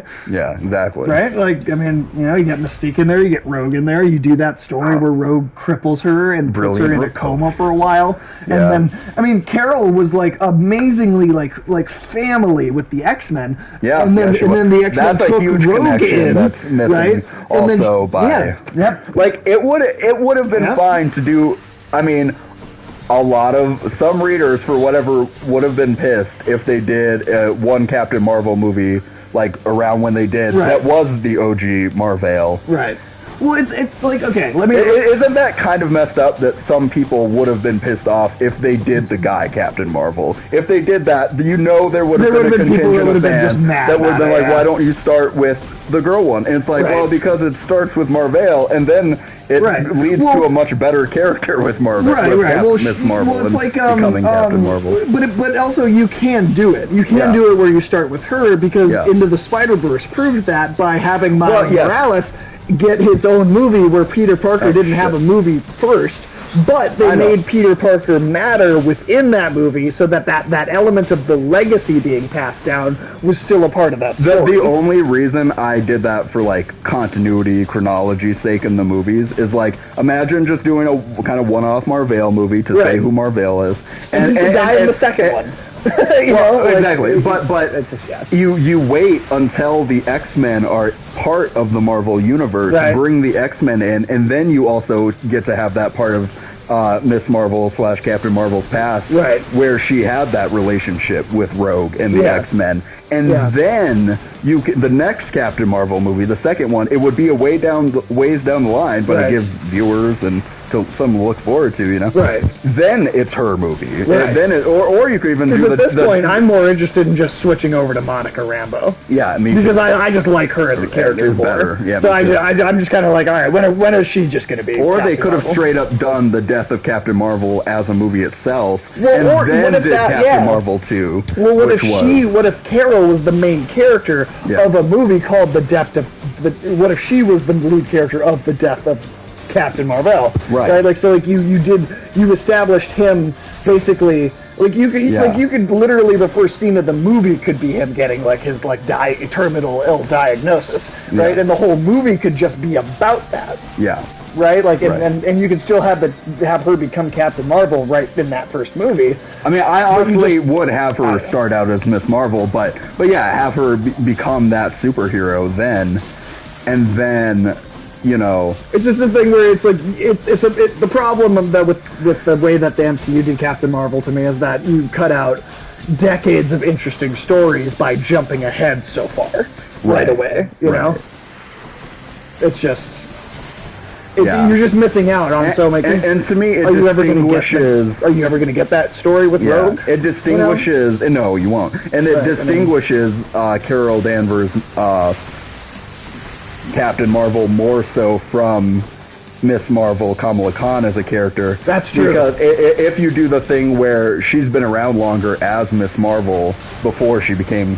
So it gives Kamala Khan more of a reason to actually look up to her, too. So that also is a little bit hurt. Kamala Khan is more of the traditional hero worship, like, within the same movie or within a more of a rapid moment. Because I'm such a big fan, I'm going to become the next Miss Marvel, which she did because Carol Danvers was Miss Marvel, whereas Carol Danvers and Captain Marvel had a decades-long relationship that led to her taking on his title. To have Carol Danvers be a more established superhero first, and then, but to still always, in a way, add humility to the character because she's still in humility, like, oh, that's his mantle, that's his legacy. Yeah, well, it's just that she becomes Captain Marvel because she loves this mentor figure of hers so much. Exactly. Like, this is a beloved friend and mentor, and this just person that she's loved for decades of her like life. Dick Grayson becoming Batman. It just makes sense. Like if you just cut Bruce Wayne out of the story and just had Nightwing become Batman immediately, like that is kind of what that feels like. Doesn't it? Yeah,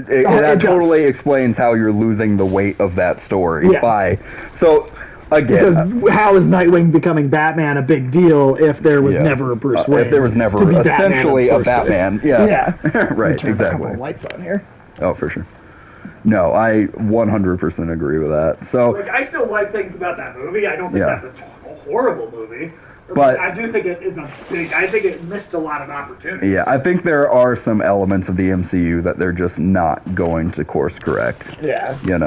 Like, I mean, and it's like, you know, they get the things they get right, and they get the things that they get wrong, and, like, it's okay for it to have some mistakes. It's not like the comics have never had fuck-ups. You know, like, the comics are very much about, like, we'll have a mediocre run of comics now, and then the next story by the new writer might run with some of that stuff, and it might be really good, Yeah, So well, it's like in X-Men: Days of Future Past, I thought was a great example of Yeah. the movies going that like, did it well. Yeah, like let's have Xavier look into Wolverine's mind and see if he's telling the truth about the time travel, right?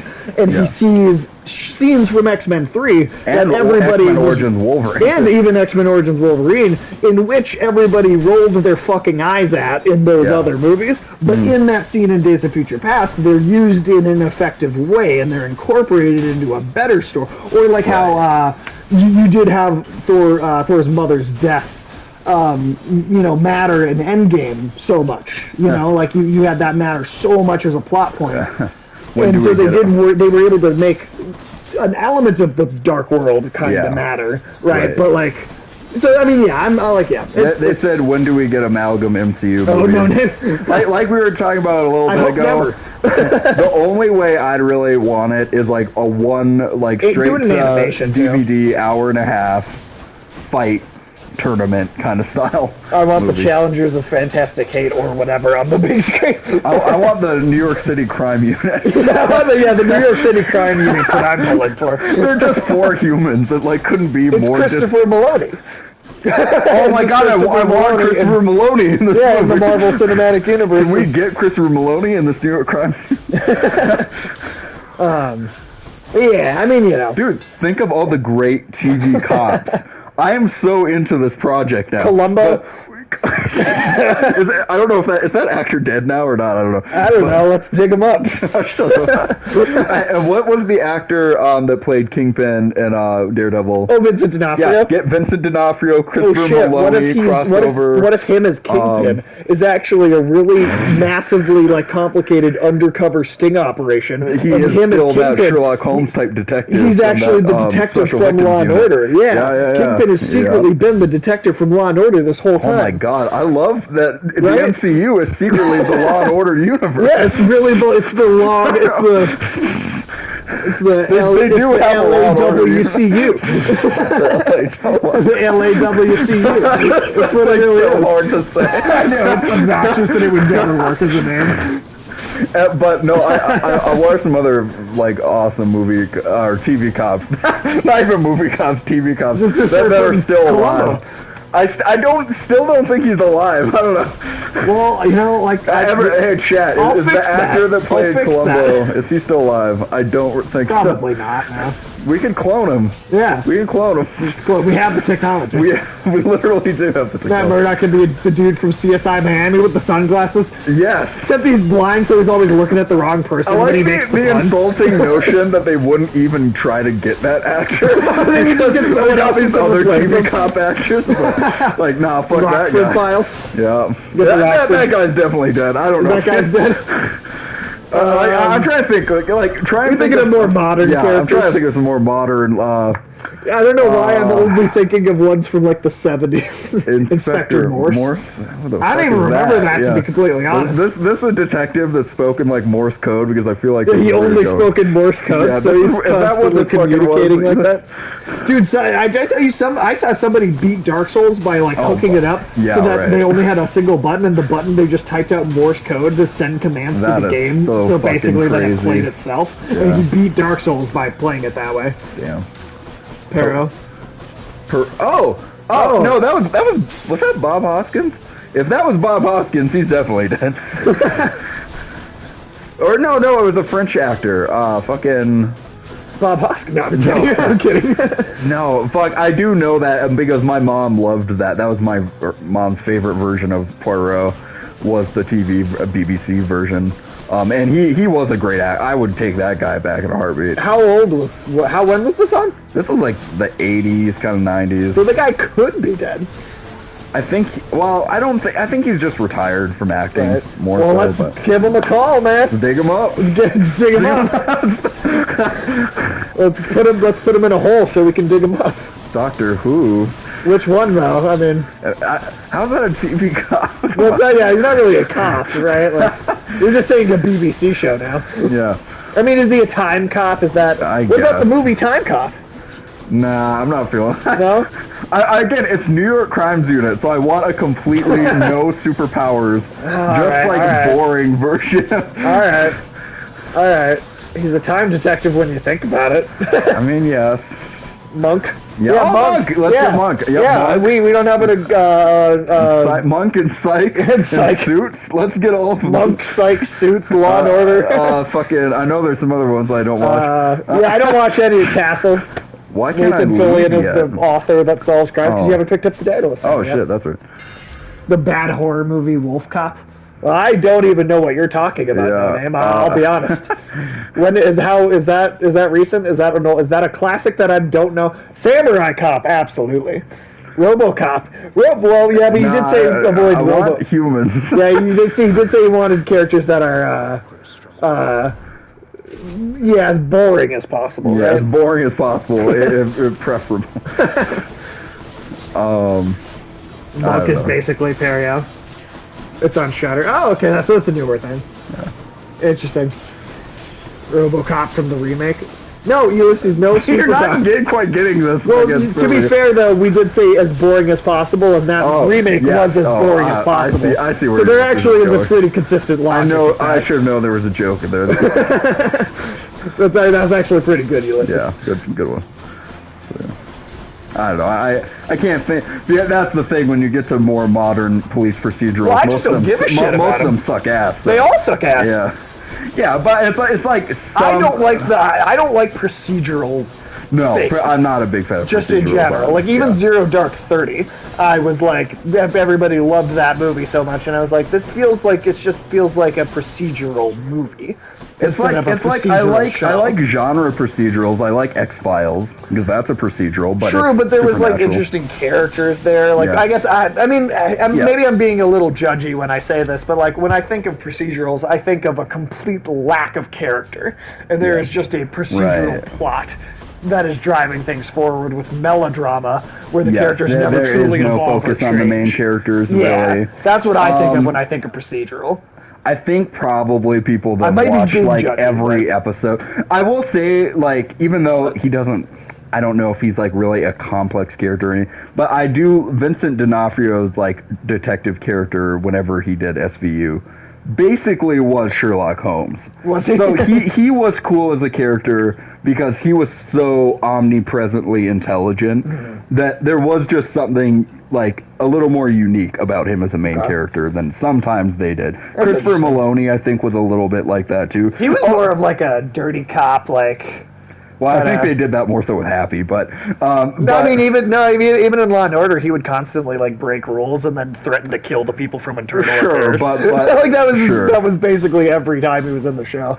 Yeah, but my point with Christopher Maloney is like I think a lot of the time that's what made him a more interesting character. Don't get me wrong. Right. That's what I'm saying. I think a lot of times with those shows, it really is somewhat dependent upon the strength of the actor. Well, yeah, because the scripts are like just the same thing every single week. Sometimes there are just such great actors that make it such a character actor kind of role. Right. That even if they're not given a lot to work with, they still like fucking make it for all it's worth, you know? Well, like, not to rag on Captain Marvel more, but like, I thought Ben Mendelsohn as Talos and like what they did with the Skrulls in that movie was more interesting. Awesome. I thought that was really cool to be like, hey, comic book fans are going to expect these to be like our villains. Let's totally make them the good guys, at least in this group of them. And that was like my favorite thing about that movie. I thought that was for me too. But Ben Mendelsohn I thought stood out because like, you know, the script that they gave him wasn't necessarily the most complex, but like I thought his performance was actually a really interesting character. I love that character a lot, and I am actually very glad that not all of the Skrulls, and it kind of seems like none of the Skrulls, are gonna be mustache-twirling villains. No, I don't think any of them will be that kind of villain. I'm sure there will be bad guys that are Skrulls, but it won't be like that. All this being said, and while I do think it always is, for the most part, a good thing to make your villains either more sympathetic or just give them more dimension as a character. Yeah. But I will say, like, that is a very recent trend in storytelling and narrative right now to make a villain sympathetic. And I think a lot of that is because of a more sympathetic world that we live in. And all of that's very well and good. But in comic books, you know, there some is such a villains, thing yeah. as comic book supervillains. There do need to be some. It's like we talked about with Yeah. Carnage in the second yeah. Venom movie. It's Carnage like you should just be cannot evil. make Carnage a sympathetic villain. That is No. literally impossible. And I think He's a that fucking movie, maniac. I think that movie proved it. Because they tried and failed. That character is just kind of some dog shit. If you Yeah. if you try and do that. Yeah. No, Carnage has to be a fucking psycho that is got no redeeming qualities to him. Yeah. He needs to be an insane murderer. Yeah, that is what he is. Yeah. And so I do hope that Marvel still occasionally attempts the villain. Well, like Taskmaster, to me, Taskmaster is more of kinda just a an villain. asshole. Yeah, he is closer to just being kind of a villain, but it's kind of his bravado and his charisma that makes him a good character. Yeah, yeah. It's like he's just got a really strong and showy A personality. good presence. So like whenever he shows up, and because he's so because he's such a threat. He's like Deadpool, but like a more threat, like less goofy. I mean, Deadpool's a threat as well, but like you don't really take him seriously. Right, but like Taskmaster is You like a take him Deadpool that you take seriously. seriously and are kind of afraid of. Yeah, because if he shows up against like a character like he can take on like the whole base Avengers team. Like Thor and Hulk included he's Deathstroke sometimes. basically in that way. Yeah. Like if he shows up against a more teenage superhero like Kamala Khan's He's Miss gonna Marvel, knock her out in like 5 I fear for Miss Marvel's life in that instant. Absolutely. And that's what you need. You need villains like that who are like, oh my god, I fear for this character's life because of this guy or woman, whatever. I'm trying to think, in the MCU, have they really ever had a villain that was successfully that? Where, like, they weren't multi-dimensional, but well, like, they were... of course went there with the Winter Soldier, but I think in the first movie, Winter Soldier was that kind of threat. He was like the shark from Jaws, where it's like he shows up, he's just got a musical score that backs him up whenever he shows up. And it's like, oh, I don't want to fuck with this guy that he's here. And that is definitely that's the tone of Taskmaster. Plus he can talk. right. But that is the tone they should have done with him. And because, again, they were trying to do kind of another Winter Soldier movie with Black Widow. So also take that villain that, they did in that he didn't talk. They did copy that aspect. But you copied the least interesting aspect. Of they wanted to do this, like, Terminator thing with him. But Winter Soldier was a much more successful version of that. Also, T-Bone just asked who wins, Taskmaster or a prepared Batman. I still like Batman, to say Batman. I mean, in more recent comics, like I've said, Batman's had he's had access to a White Lantern ring. It's like no matter what the fuck Taskmaster. I mean, because again, and Batman will literally pull something out of his ass. Batman does the same thing already with superpowers that Taskmaster does. Is that he can just look at you, and pretty soon he'll learn your fighting style. Yeah. And also, Batman could have a Green Lantern ring in his pocket. Because he could always have something in his utility belt. Where or it's a demon in a little body. He's like, quick, possess me. I gotta win a fight. Like, he just do shit like that. Like, Batman is gonna be so OP that Taskmaster is gonna think he has the fight. And then Batman is gonna... I mean, the thing is it's up to that writer, right? Yeah. It's up to the writer, because the writer can just write Batman to have prepared for anything. I'll just read this part. Go haunt some other corner of this realm. This one is mine. Oh, cool. That's it. But like, it's just because as a writer, you could just write Batman to have been prepared for X thing, right? You have to show him actually prepared for it. Batman could just have prepared for it, and you could just have him kind of acknowledge that in the moment. Yeah, exactly. Batman is a Deus Ex Machina in a lot to Deus Ex Machina unto himself. Yeah, he is his own Deus Ex Machina. I am my own god. Well, I mean, again, which is dialogue that people would over the top write for Batman in recent years. Exactly. And again, to me, though, that is kind of what's fascinating about Batman is not a superhero in that sense that he doesn't have superpowers, but he believes he believes himself to be just as capable and potent as Superman and Wonder Woman, and so he thinks therefore he is. Exactly. And for a lot of the time, he'll make that the case.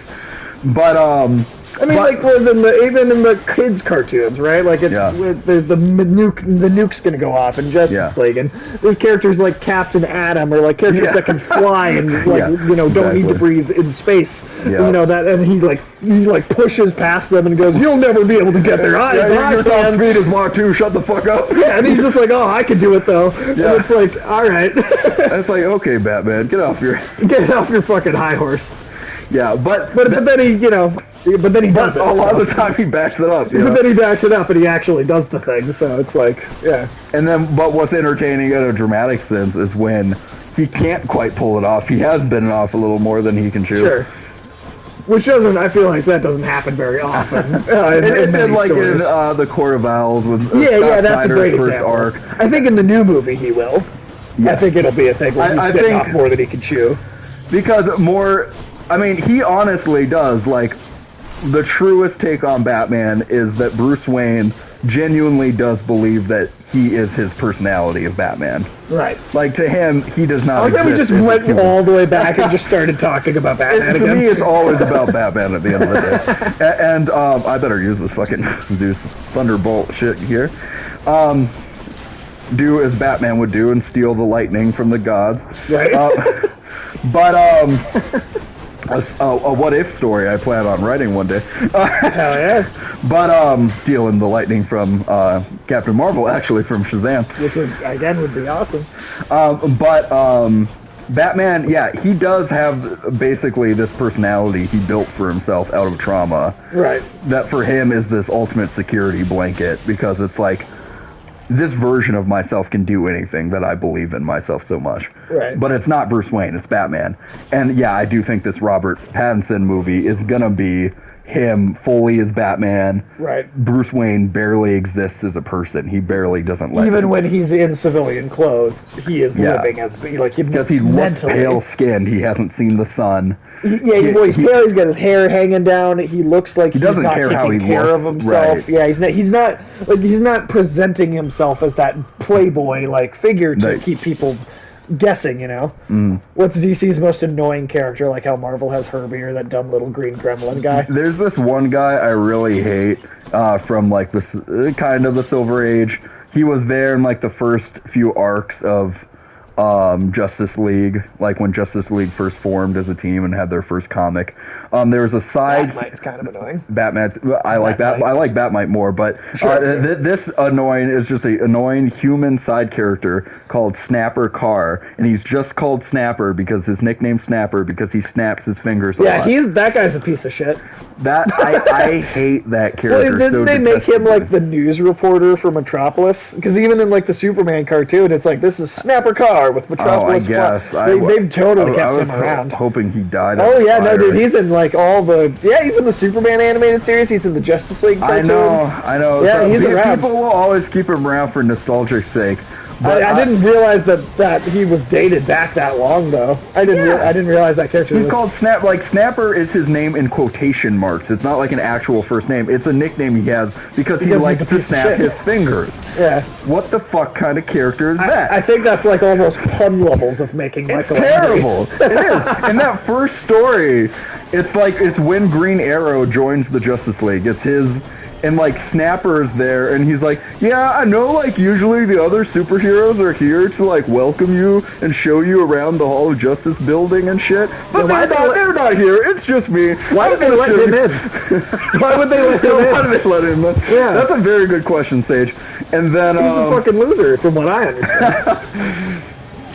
and like at the very end of the comic, it's just like them realizing Snapper's significance to the team, like he's the heart of the team or whatever. And he's Can you like, imagine if Snapper Carr had been the central figure in Zack Snyder's Justice League? I would love to see that dark take on fucking Snapper Carr. It would be hilarious. She's Calendar Man. Oh, for a No, character you don't Calendar like? Man would pwn fucking Snapper Carr. They should do an amalgam of Snapper and Herbie. Yeah, they should. It's snapping I'm power! a snapping robot. I snap my thumbs at people. Herbie is pretty goddamn terrible now. Herbie's Marvel. bad, but you know what? He's at least a fucking robot. I think I prefer him over Snappercar. Yeah. There are Even very that. few characters. I'm gonna have to think really hard if there's a character I dislike more That's than true. Snappercar. That's truly like the worst. Yeah. See, I like Calendar Man. I think Yeah. I think him Cool. being a I mean, serial Long killer, Halloween did. that's is one of the thing. greatest Yeah. Batman stories ever written. I think. Yeah. And I mean, I do think Calendar Man sometimes he's I think if used I in die a in way. this run, we can probably call it quits. Yeah, If I have to call it go to work soon. Yeah, it's the thing is that I think I see Calendar Man get used in a way that makes him kind of look like a goofy, like lame character because they'll put him in something that needs to be too family friendly, right? So that he has the calendar motif. But like none of the sinister serial killer element that the character actually is supposed to have. Well, so like you do. So I think there's a lot of versions of Calendar Man that do have a really lame presentation because they can't go all the way with the character and make him be full-on psycho serial killer. Well, a lot of these villains are again those Silver Age Batman villains that are ridiculous. Right, the Condiment Man. Stupid ass villain. Condiment King was created as a modern. Well, he was a joke on the character. Yeah. Well, Kite Man is actually from back then, right? I think so. I think Kite Crazy Man, Quilt. Zebra Man is at least Zebra from Man? back then, or the Eraserhead or whatever his name is. That's the David Lynch movie. Yeah. Is that actually just the name of the character? He's either actually called Eraserhead Did we get David or Lynch the to play Eraserhead in a Batman movie? No, David Lynch would make a good ass Silver Age Batman villain movie for sure. I mean, he's fucking insane, so yeah. But that's kind of the line you have to decide where you fall on is like, we forgot about Condiment King. Do you bring in these silly ass Silver Age villains? Because, and what most people do is then they try and give them a modernist, like, actually serious why they're like this version of the character, which sometimes is missing the point of the character entirely. I totally agree. Some of the silly characters should be kept as silly as they can. Well, sometimes they come off more silly when you try and take them seriously. Yeah, they're because they're so inherently silly, retardedly stupid. Yeah. Like I like Condiment King. You could not. I like that line by Zagreus. But you can do Condiment King. Like, can you imagine them trying to do like Zack Snyder's Snyder's you, Dad. I don't want my Condiment job. King is Jesus. Like, can you imagine Zack Snyder doing like he's mustard? He's nailed to the cross and mustard's bleeding out of one hand and ketchup out of the other wound. He's only wearing underwear because he's like homeless or something. So it's like the only pair of clothing he's got. Yeah, it's like it sounds stupid. Yeah, right? Like to try and make a character so inherently silly. Yeah. Like Condiment King and a lot of those like sillier Batman villains. Again, I like to think of as inhabiting this Alice in Wonderland type world where they're all psychos. They're just a bunch of nuts. Yeah. That most of them aren't even actually probably like super villains in the sense that they're killing people or like blowing competent. Things up. Yeah, I'd like to think of some of them just need mental actual mental help. Yeah, like legitimate mental help. Yeah. Or like, well, okay. Even the big threat Batman villains, if you go far back enough, were only robbing banks. Well, if you go back to the Golden Age, you do have a darker route to the villains. You do Joker's very first appearance is like, at midnight, I'm going to every like millionaire in Gotham, all these elite in Gotham, they're just going to drop dead, and you're not going to be able to stop it, Batman. Like, that's a cool intro. He was a murderer from the start. Yeah, totally. Batman was a murderer. There was then a very, very long period where in the 50s, where they, once the Comics Code Authority and all that stuff happened. Frederick Wortham. Where they had to dumb everything down, right? Because the McCarthy of American comic books. And so, you were forced to tone everything down. But then that period lasted a long time. Yeah. Right, like it was, that's why superheroes stopped killing for the most part, is just because they weren't allowed to kill in these stories. So they're like, okay, well, we'll just kind of work it into the narrative, I guess. Yeah. Which, granted, like that, I think built foundational mythology. That did help. It helped to what the Batman is now, and I like that foundation. Like all creative things, You know, Zack Snyder can adapt the Herbie Snapper amalgam. like anything. Kind of want to see it. Like to be honest. anything creative, if you're given an obstacle, Sure. it generally makes you more creative, and that's what happened with any Well, with it's like everything. But you know, special effects nowadays. It's like they can, because they can rely on CGI. Yeah. You don't get all the cool practical effects. I we know, used to like get in there's movies. something I really miss about Even the first Iron Man. yeah Compared to that had a lot later more Iron Man practical movies, effects. I agree. Right, like you really had him like in like actual physical Like versions either of the suit real in certain sets scenes. or real.